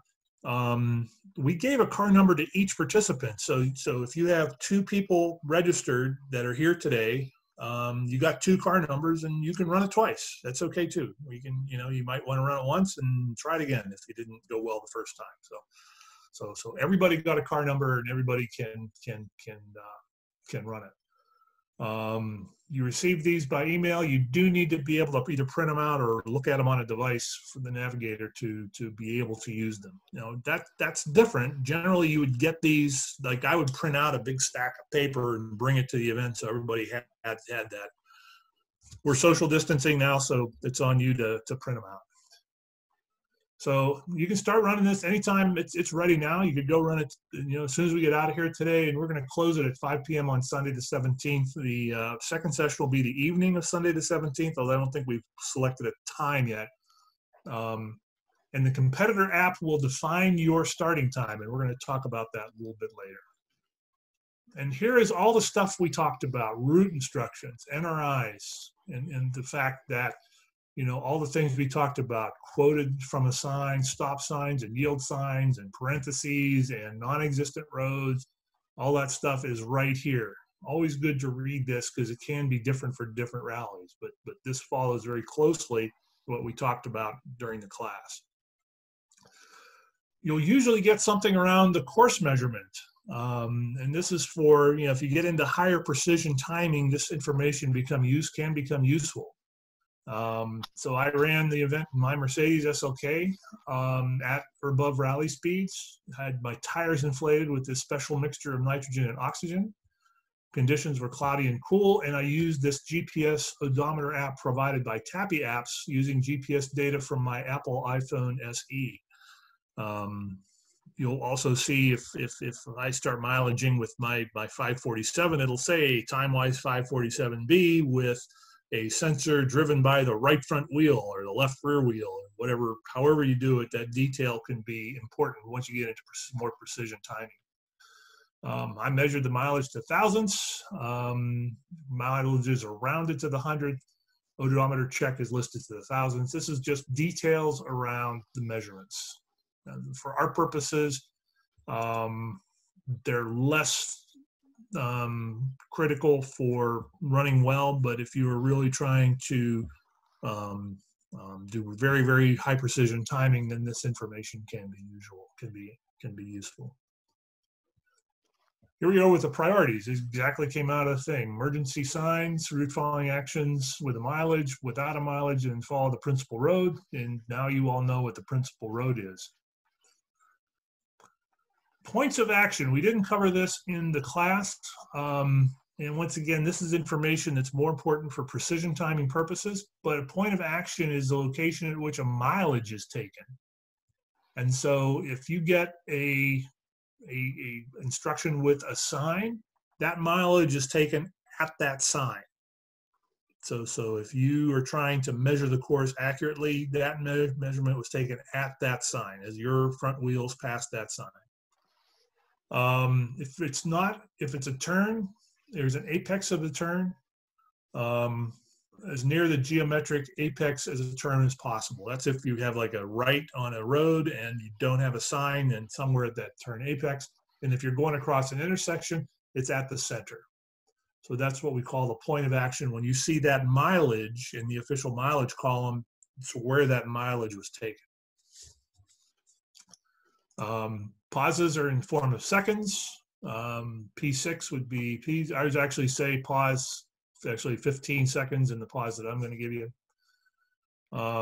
Here's a definition of the speeds: casts, free zones, transits, pretty much as we went through it. Checkpoints and control. So this is worth talking about a little bit. Once again, in order to be timed, you have to download the app, the competitor Richta GPS checkpoint app, and it has to be running because it's going to monitor your car's location using GPS and will record your arrival time at each checkpoint. In other words, it's looking to see where your car is versus where the checkpoint is. When those match, then it takes a timestamp and location stamp and makes the app bong, and it'll give you the time and the score that you were in. So you have to have it running, or else you won't get timed. It will tell you if you're early or late. And like I say, they've been all located by latitude and longitude using my iPhone. But I had the top down in the SLK, so I had clear line of sight to the satellites. So I think they're pretty good. And we use the Rally Master app. And once again, don't stop at the checkpoints. Keep rally on. Don't stop. You'll see in the routes that I'll tell you if you have checkpoints how many there are on a given road.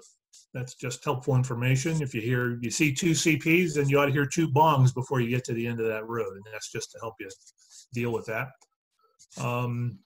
We have what's called a flying start checkpoint. And this is important because this is how you start the rally. So when you trip the checkpoint at NRI 1, your start time will be the next whole minute, and it will be displayed in the competitor app. You'll see it as leg 1 time, and you'll go through the app in a minute. That checkpoint won't be scored because it's your start time, and it's your exact start time. It'll add the minute to it. That's your start time, and that's the time you use to calculate the rest of the times as we go forward. I'm going to stop there and see. Is there any questions, Diane? I don't have any questions at this point. Okay. You are going to talk about scoring, correct? Yes. Okay, thank you. That comes later. And then the rest of the checkpoints are hidden. There's 5 hidden checkpoints on the rally. Yeah, so you should hear it bong 5 times before you get to the end. You don't know where they are. You'll only know that you passed one when you hear the device bong. So it's important to keep the sound on in the device. There's going to be one what we call do-it-yourself checkpoint, or DIYC. And here is where you actually get to score yourself. And the way you do that is you have to calculate the perfect arrival time. And you can and I'll give you a choice. You can either, if you complete the calculation and bring it to the second session, we'll add it to your score, and we'll see who ends up getting the best score. If you don't want to do that, we're going to walk through that scoring at the second session, so don't feel like you have to do it. I'll give you the information you need. It'll be in the presentation, and if you bring it to the group, we'll do that.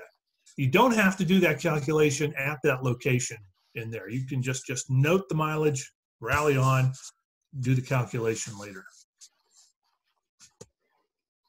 So here's the timing bit. We timed it to seconds and tenths of a second, and the leg times are calculated to the millisecond and truncated to a tenth. Competitor app will record your time. That's the time that you get there, and it's coming from the atomic clocks. You're getting a score 1 point per second is the way we're scoring this event. So if you're 1 second early, you get a score of 1. If you're 3 seconds late, you get a score of 3. So the maximum worst score is 30. That would be 30 seconds minute, 30, that's a typo there. It should say 30 seconds early or 30 seconds late. And each leg is scored separately. You can't compensate for one score of, if you get there 3 early and you get to the next one 3 late, that's not a 0, that is a 6. So you can't compensate. And the timing at all checkpoints is from the start to that checkpoint. And that's by virtue of the fact that we're doing this kind of social distancing rally.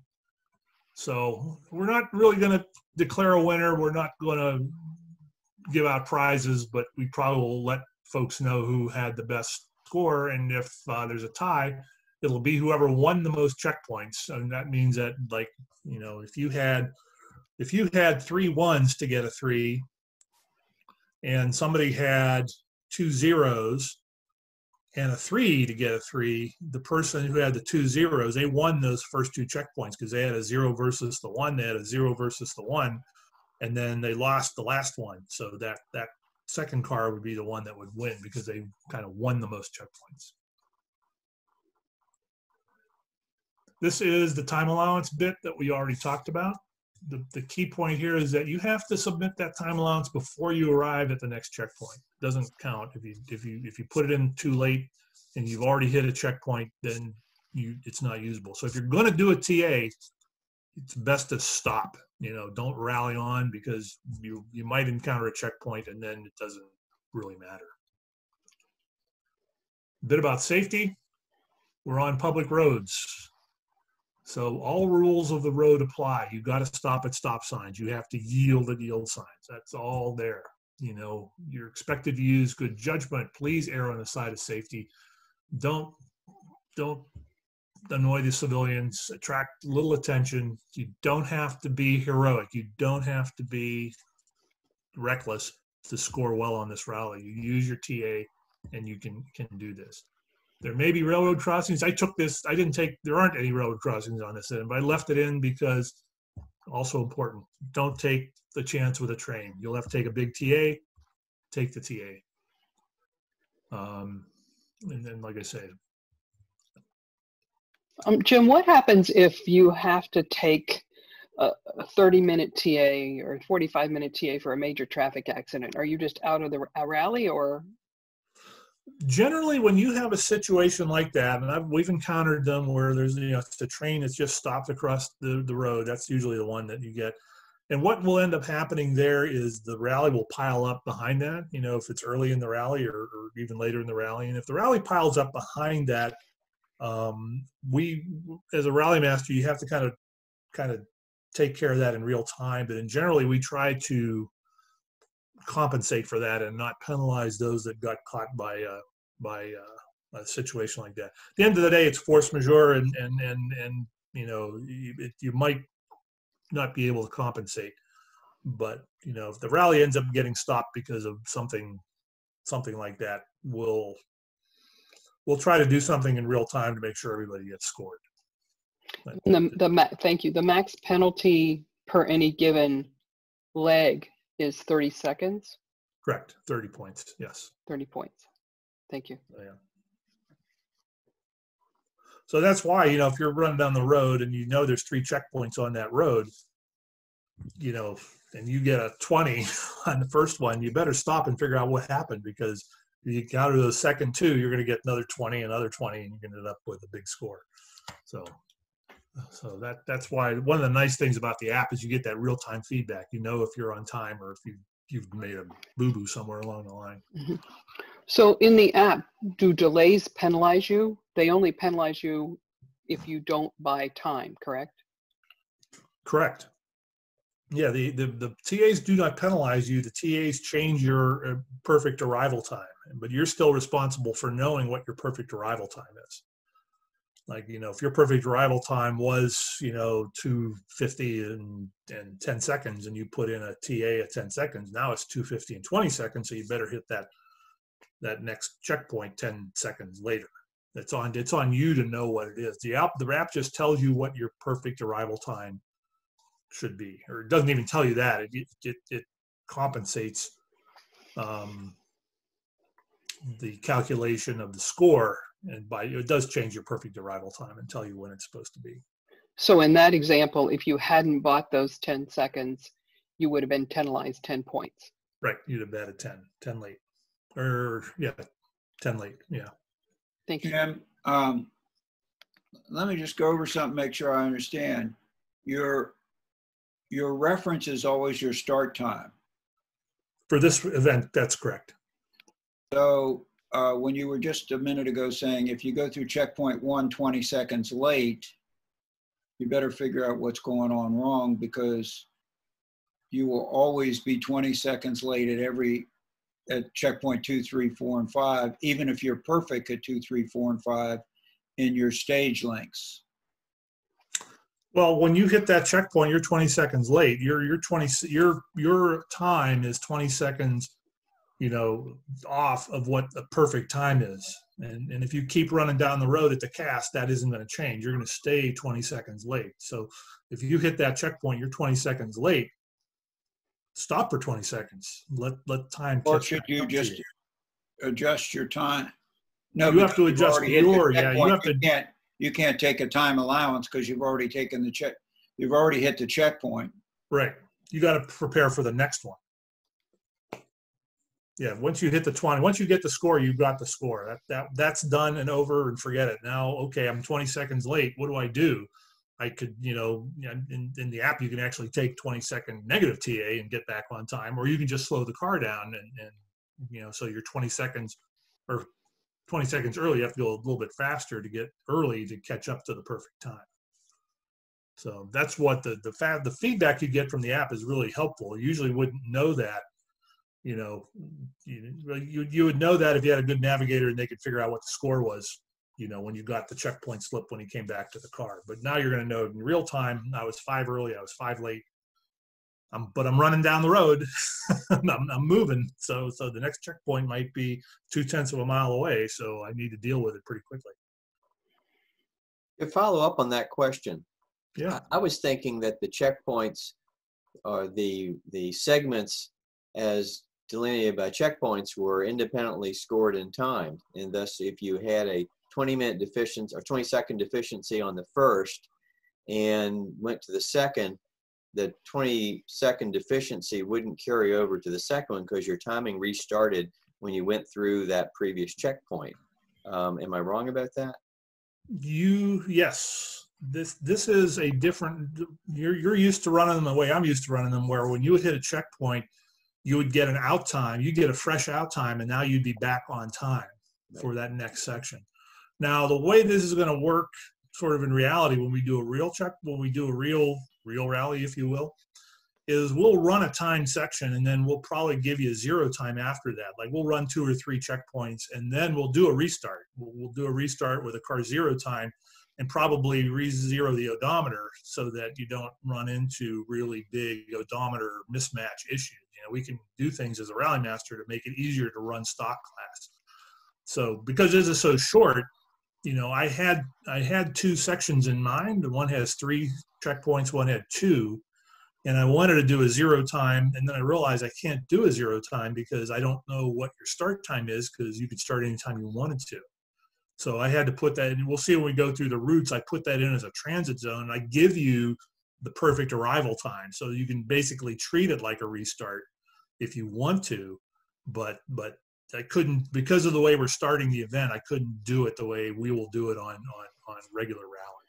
But you're right. The piece that'll be different, Gary, is you might have 2 or 3 controls in that time section where, you know, when we're used to running, you'd get a checkpoint and you'd restart the timing. We might throw a couple in there, 2 or 3 or 4 in there before you get there. But because you get that real-time feedback, you know, you don't get double jeopardy. You know, if you did that in a regular rally and you had like 4 checkpoints, you know, 3 passage controls and then a close or an open control, you know, you'd be 10, you know, if you blew a pause and you were 10 early and you were 10, 10, 10, you end up with 40 points. That, you know, and you wouldn't have known that until you got to the open control. The way we're running it now, you'll know you're 10 early when you hit that first control. You look at the app, it says, oh, I'm 10 early, I better deal with that. So you don't have that double jeopardy problem that you do when you have a bunch of passage controls in a row before you get to an open control. That makes sense? Good, okay. So emergency speed is here. I mean, we won't use those because I won't be out there to do anything about emergency speed, so there won't be any. Here's my contact information. That might be the most important thing. I don't know why there's a J on the end of that. That's my bumble fingering. But like I say, there's a phone number, email. You know, if you have questions after class, feel free to contact me. If you have questions while you're running the event, feel free to contact me. I do work. I've got a job, so if you're running it on a weekday, I may or may not be able to answer you immediately.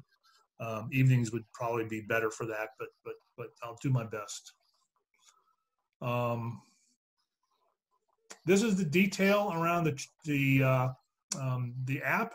We're going to go through this, and I got some slides on this that we're going to go through, but I want to just make a couple of points here. You should all have the competitor app on your phones. If you don't, you'll need that to run there. We had an issue with pre-checkers that they tried running on an iPad without GPS, and it doesn't work without GPS. So you have to make sure your device has GPS. The other thing that's important to know is that you don't have to have cellular data during the event. You have to have GPS, but you don't have to have cellular data, and you don't have to have Wi-Fi during the event. You have to have it before to download the checkpoint locations onto the app. You have to have it afterwards to upload your scores so that we know what your scores are. But during the event, you don't need any data. Jim, is there Wi-Fi at the library? That's a good question. If it were, the library is closed, so I'm guessing the Wi-Fi is probably turned off. And you don't have to do it immediately. I mean, you can do it after you get home. As long as you get the thing hooked up to Wi-Fi at some point, you should be able to, the app will automatically upload. And if I'm getting that wrong, Rich, just let me know, but I believe that's how it works. Whenever that thing gets connected to cell data or Wi-Fi data, it'll upload your scores to you know, his database. And then when I look at the Rally Master app, I'll see your scores. What about cellular data? What about it? It's Diana's question. She'll have to unmute herself and tell you what she means. Well, my question is yeah, you might not have Wi-Fi, but right, if you're running the app and you have cellular data, right, it'll act the same as Wi-Fi, right? Yes. Yeah. Yep. That's my question. Yeah. Mm-hmm. Yes. Yeah. If you have a cell connection, or if you have cellular data connection, or if you have Wi-Fi connection, that's sufficient to upload your scores. And then the last piece here: make sure you're not muted, or you won't know where the checkpoints are. And when you open the app, it's MBCA Test Rally 2, and we'll do that in a little bit of detail in a minute. Here's the glossary. This is the specific definitions for all the stuff that we talked about during the class. So I would encourage you to read this. Like I said, a left is a turn to the left, and a turn always means you're leaving a principal road. The glossary from which I poached this didn't have. Usually turn has a definition as well, which is a route following action that takes you off the principal road. And I actually might add that to this. But that's all that. And then the addendum is the details about how to use the app. And I'm not going to go through those because we're going to go through some slides, but the detail is there on how to do it. Any more questions on the generals before I move to the route instructions?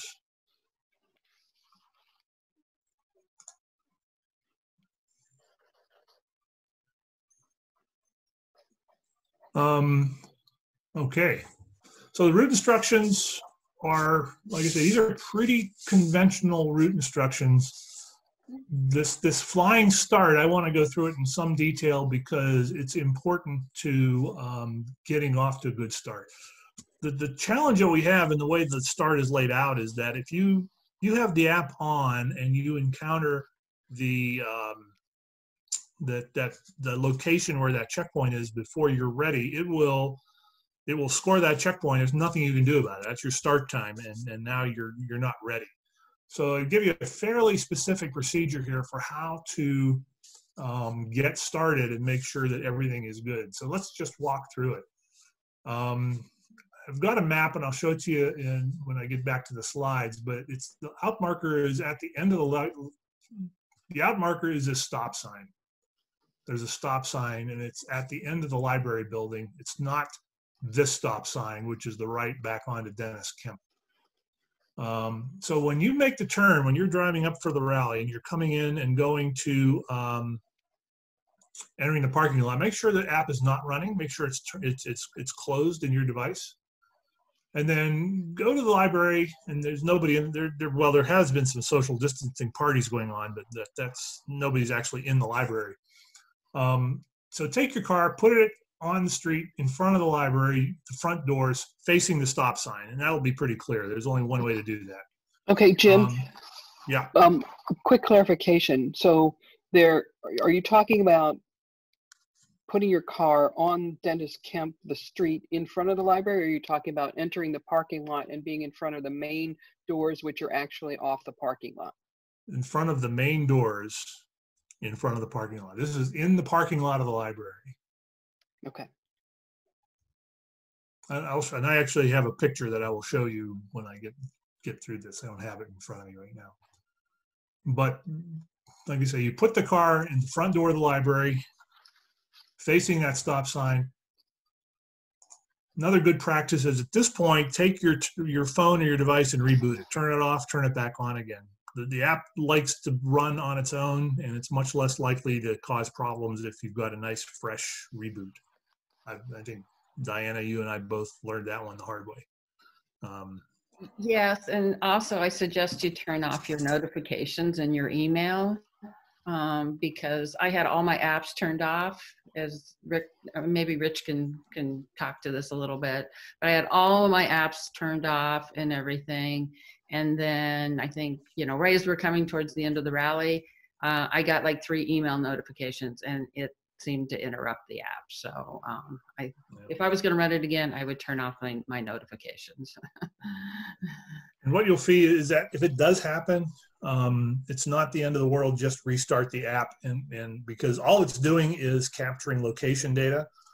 it doesn't, if the app freezes in the middle of the rally, it doesn't end your day. It you just have to notice it. And the way you'll notice it is at the time the clock isn't going anymore. And if the clock stops, restart the thing and you go back.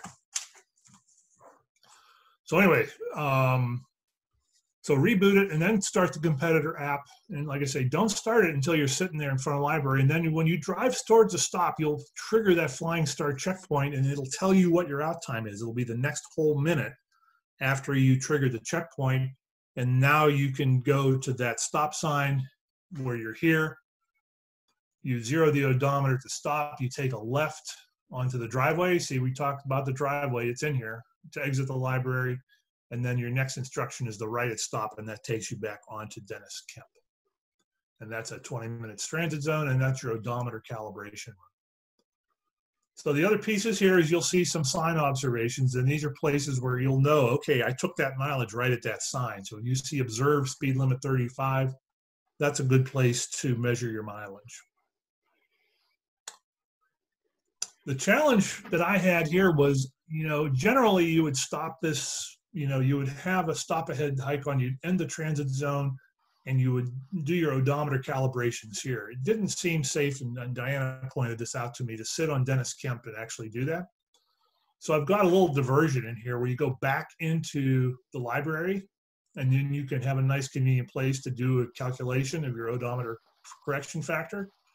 And then you drive back out and you make the right at stop, but you don't zero your odometer until you're back out on Dennis Kemp and you see the stop ahead icon.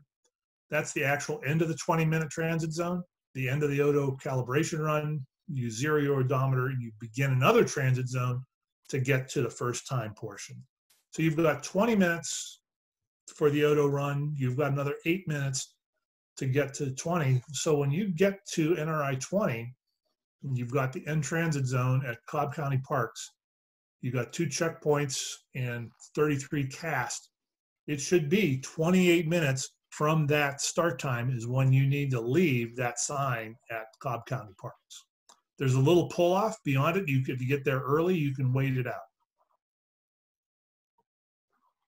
And then when you start, you're going to have 2 checkpoints on that road, and then you're going to do a left at stop at T. You've got a 15-second pause. You're going to encounter another checkpoint before you hit another transit zone to go to the next time portion. And then, Gary, this is the point where, normally this would be the end of that time portion. I'd give you a transit zone, give you a 0 time, and we start a new section.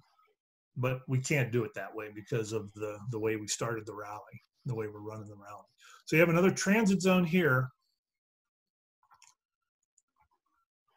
And the end of the transit zone is here. You have another odometer 0.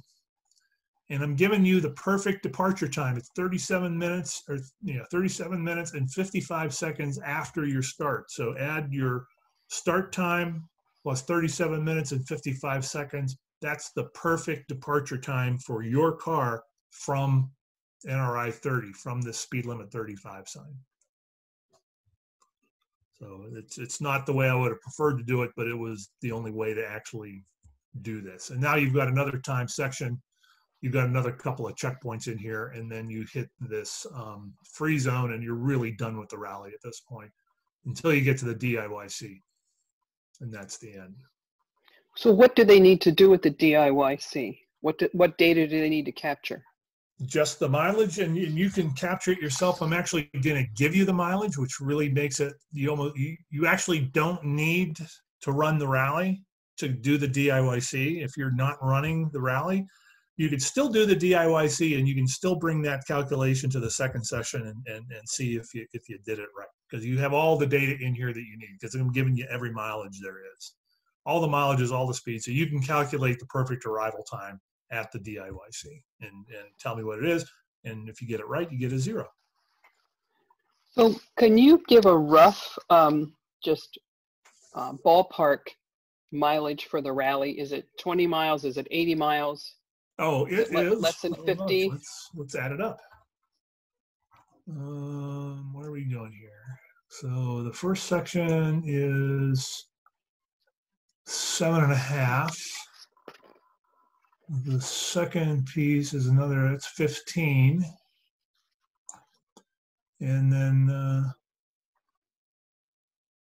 that's less than 20 miles. Okay, thank you. And it takes about 45 minutes to run it, including the transit zones. It's very short. It's very, very short. You'll be done in an hour. And so if you think you're going to have a great day rallying, this is not the rally for that. This is the rally just to get comfortable with some of the stuff here. It's very short. 45 minutes, 20 miles. It's very short. I have a couple questions if you're ready for them. Yep, go ahead. Is there anything that constitutes cheating, like entering points into a GPS mapping software or? The only cheating that I'm used to is what was called creeping, which would be you would run ahead of time and then slow down when you encountered a control, because you'd see the sign, you know, they were open controls, you'd see the sign, and then you would stop and wait and then go perfectly across the line. That was considered cheating. That was called creeping, and it's in the next section. Because we don't tell you where the checkpoints are, it's pretty hard to creep. You really have to be on time all the time.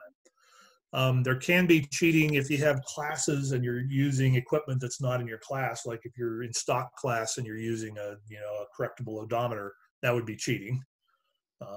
So those are the kinds of things that I think. I don't think you can cheat on the GPS because you won't have the GPS coordinates for the checkpoints, unless you hack into Rich's database and download them somehow. I mean, that'd be the only way I know how to do it. I don't even think that thing's online. So yeah, in the app, can two people be signed into the same car number? If that's actually a Rich question. If he's on the line, oh, the answer is no. Okay, ask and answer. Thank you. They'll both time you, and the last one to update will be the one that's stuck in the database. You should not do that. Yeah, and everybody's got a car number, so don't use someone else's car number, please. A question back at the library. Do you re-zero twice at the driveway stop sign?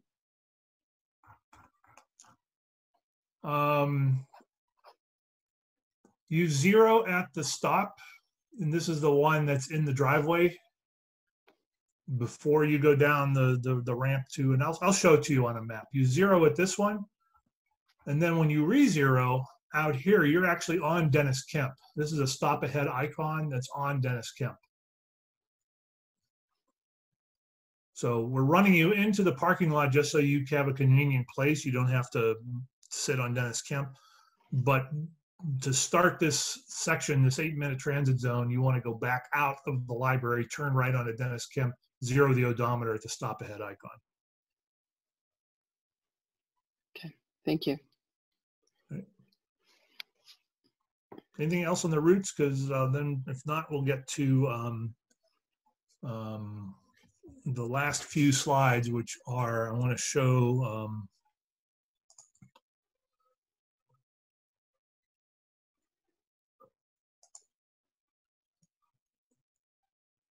where's the picture? Hold on, I'm gonna buzz through this because I want to get to this. Okay, so here's the situation. This is Dennis Kemp Lane. This is the library. So here's NRI 1. There's a stop sign up here. That's NRI 1. You're not sharing, Jim. Oh, sorry.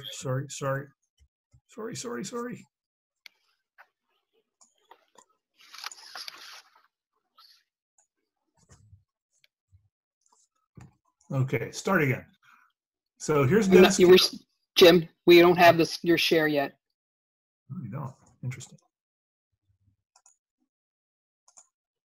Now it's starting. Okay, thank you. All right, sorry, folks. So here's Dennis Kemp. This is the driveway. There's a stop sign here. You can't see it in this picture, but that's NRI 1. That's where you zero. That's a stop. You zero the odometer. You take the left at stop, the right at stop is this, and then off you go. That's the beginning of the Odo check. Okay, checkpoint 1 is somewhere over here. I didn't remember exactly where I said it, but it's behind this NRI. The library Jim, front door. Yeah, would you point out exactly where the front doors are? Front doors are right here. It's this little eye here. So you come around this area, you park in front of the front doors, you're facing the stop sign, and then when you're ready, just drive slowly. You'll hear the bong about right here, and then you end up NRI 1 right here, and you can zero the odometer and start the Odo check. And when you get that bong and you look at the app, it'll tell you what the out time is that you're supposed to leave. Now you're not on time, so you can just leave anytime you want. You probably want to get moving. Once you trip the thing, you're on time now, so get going. So you'll come back in here and you'll go out less time. When you come back, you're going to be coming back from this direction, and that stop icon is over here. And you have to look for it. There's trees in front of it. They need to trim the trees so you can see it. But it's past this intersection. So what you can do is you can just turn into the parking lot. You can do whatever you want here. NRI 1, you've already tripped. You don't have to worry about it anymore. So anywhere up here you want to sit and do your calculations, like I say, you'll have somewhere between 6 and 9 minutes or so to do that calculation. Then you just basically drive back out, come to the stop ahead icon and zero the odometer at the icon, and then you're on that 8-minute transit to the first time section. So this is a little kludgy. I didn't have a better way to do it. Like I said, this is where the rally school, if we do the rally school in October and we decide to do a live one, we'll do it at the library. They have a nice room and we can use it. And that was why I picked this location, was the idea is we're going to use the library's community room to do the school. And generally we we could do this in real time. You go run the rally, come back to the school, we go over it, and then you have a chance to actually run it again if you want to, if you didn't like the way it went the first time. So, but because of social distancing, we're making stuff up. Is that clear to everybody? That's probably the most important piece, because if you don't get started right, then you're just not going to be able to have fun and score well. If you get started right, you'll be fine, because the legs are so short, it's hard to get too far off time. Okay, so we're going to go back to. Here's a question. Yeah. If the scoring is based on time to a checkpoint, why is precision so important for odometers? Well, for this event, it's not, but where it can become important is if you have legs, and this is not unusual to be out for, where the rally master won't zero the odometer for 100 miles. So if you have even a couple percent difference in your odometer to the rally master's mileage, if you're going 100 miles, you're going to be off by several tenths, and that can start to be a problem. Now, I find that it makes it more accessible for novices if we zero the odometer often, because every time you zero, you basically zero out that error, that mileage error goes away, because now you're starting fresh again. So the way I like to run a rally is you zero, every time you start a time section, you zero it out, and then you've got a fresh odometer calibration, and it's not as important. Now, if you're really timing down to the thousandths, it gets very important. Remember, a mile is 5,280 feet. So a thousandth of a mile, which is, the capability of measuring a course down to 5 feet, that's 5 feet. When you're a thousandth of a mile, it's 5 feet. So if you're trying to hit a zero with that kind of thing, you got to hit it in, 20 feet one way or the other. So when you're really, if your timing is very precise and you're demanding precise timing for good scores, like if you're giving somebody a point for every tenth of a second they're off, that's a different deal than giving them a point for every second they're off. And then, the bucket gets bigger when you have a second. If it's a tenth of a second, you really have a small window. And so you really have to get better at measuring mileage. And as you get better at the game, that turns into part of the fun. Is there a maximum distance between instructions? There can be, and if it is such, it will be in the generals.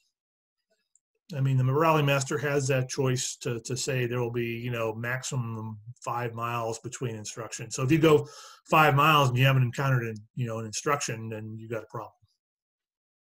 Okay. Thank you. But it would be in the generals, and I don't have that in the generals for this event. Okay. Good. That's all the questions I have at this point. Okay. Then let's pop back to now. This is the last piece, and this is the app. And like I say, Rich, you're welcome to chime in or take over, however you want to do it. But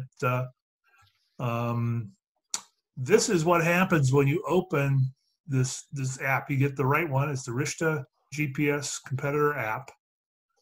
The first thing it'll ask you when you open up is choose your event, and there's a whole list of these events in here.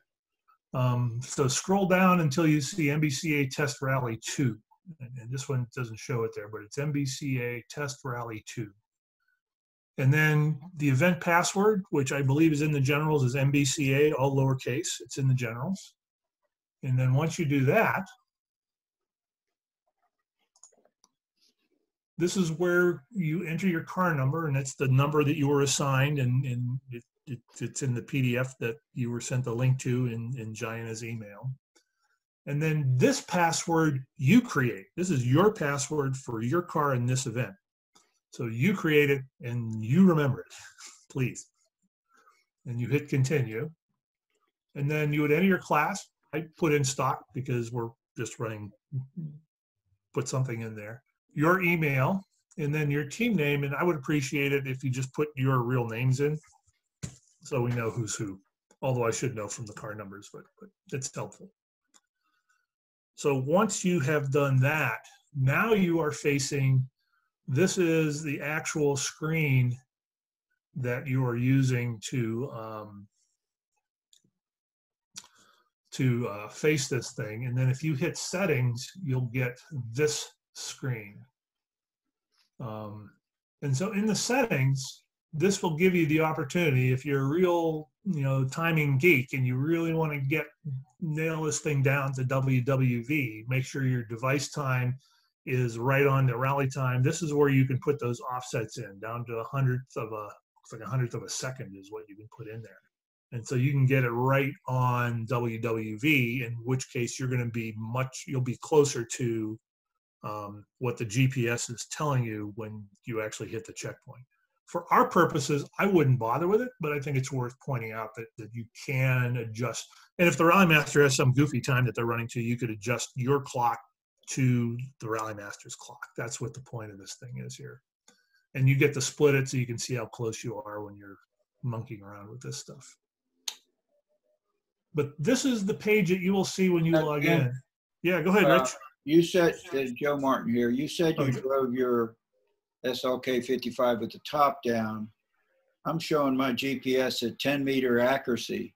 Yeah. It's going to change over time. Is that, how critical is the, your GPS accuracy? You got to hold the phone out the window, or have an auxiliary antenna, or how accurate? I'm gonna, Rich, if you're still there, could you chime in on that one? Because what I've heard from the folks that have run these events is that it's not super critical, but you might have more experience because you've actually been dealing with more people on this. Yeah, I have. And let's see, just to give you an idea, these apps have been in use since April last year. And by this time, we've had over 25 events using it, including several SCCA national rallies. We're closing in on 20,000 checkpoints in total being timed since that time. You don't have to hold your phone out the window. You don't have to have your top down, but just have the phone in the console between the seats. If there's a safe place to do it in the dash, that's all right. Don't put it in the glove box, but keep it out. Conveniently visible would be the best. I mean, I have a little pop-up kind of thing, and I stick it on my dashboard where I can see it. So not super critical. There are external antennas and those sorts of things, but the benefit that those provide is just marginal. the accuracy is the accuracy that's reported by the GPS antenna.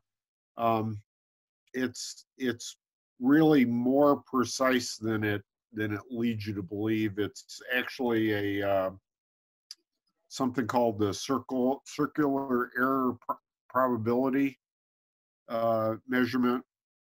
You know, 95% of the observations are that close or closer. Experience that we've had is that the device can accurately time to the 10th of a second. There's some interpolation that goes on between the GPS locations. So just, you know, keep it out, keep it visible, and you'll be fine. And you should also see that depending on the age of your phone, you'll see that accuracy number improve as you're outdoors, as it's running for a minute or two. Thanks, Rich. That answer your question, Jeff? Good? Perfect. Thanks. So, so what you'll see is you'll see a running clock up here. This is rally time, and like I say, it's synced to your phone GPS, which is going to be pretty darn close to WWD. For our purposes in this particular event, it's fine. I wouldn't monkey around with it. Like I say, the GPS status. This is your running total score up here. And then this will give you the checkpoints as you complete them. And like I say, when you complete leg 1, when you go to that stop sign, you hear the first bong, it's going to give you the time that you're out. It actually says it down here, out time. And that's your actual out time. It's going to it's going to take it to the next full minute, and it's going to tell you what it is, and that's your out time. And that's what you know, write that down somewhere so you remember it. And then as you go through the checkpoints, you'll hear the bong, and then they will be listed as you go through here. You'll get the score for each one. Whether you're early, it'll be a negative number. If you're late, it's a positive number, and then the score will tally up here, your total score. And the other piece here, this does show you what version number, and this 1.14 is the version number that you should be running. And I think that's it.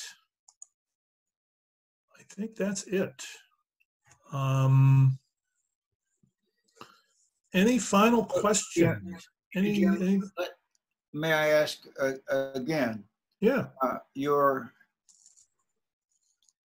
say that when you get the first bong at checkpoint 1, it's going to adjust the time to the next minute. Yes. And at that point in time, let's say we're looking up there at 21, 22, 51. So your actual start time would be 21, 23, 00, correct? Correct. So you would want to leave when the device time reads 21, 23. You wouldn't want to drive through the checkpoint and keep moving. You want to drive.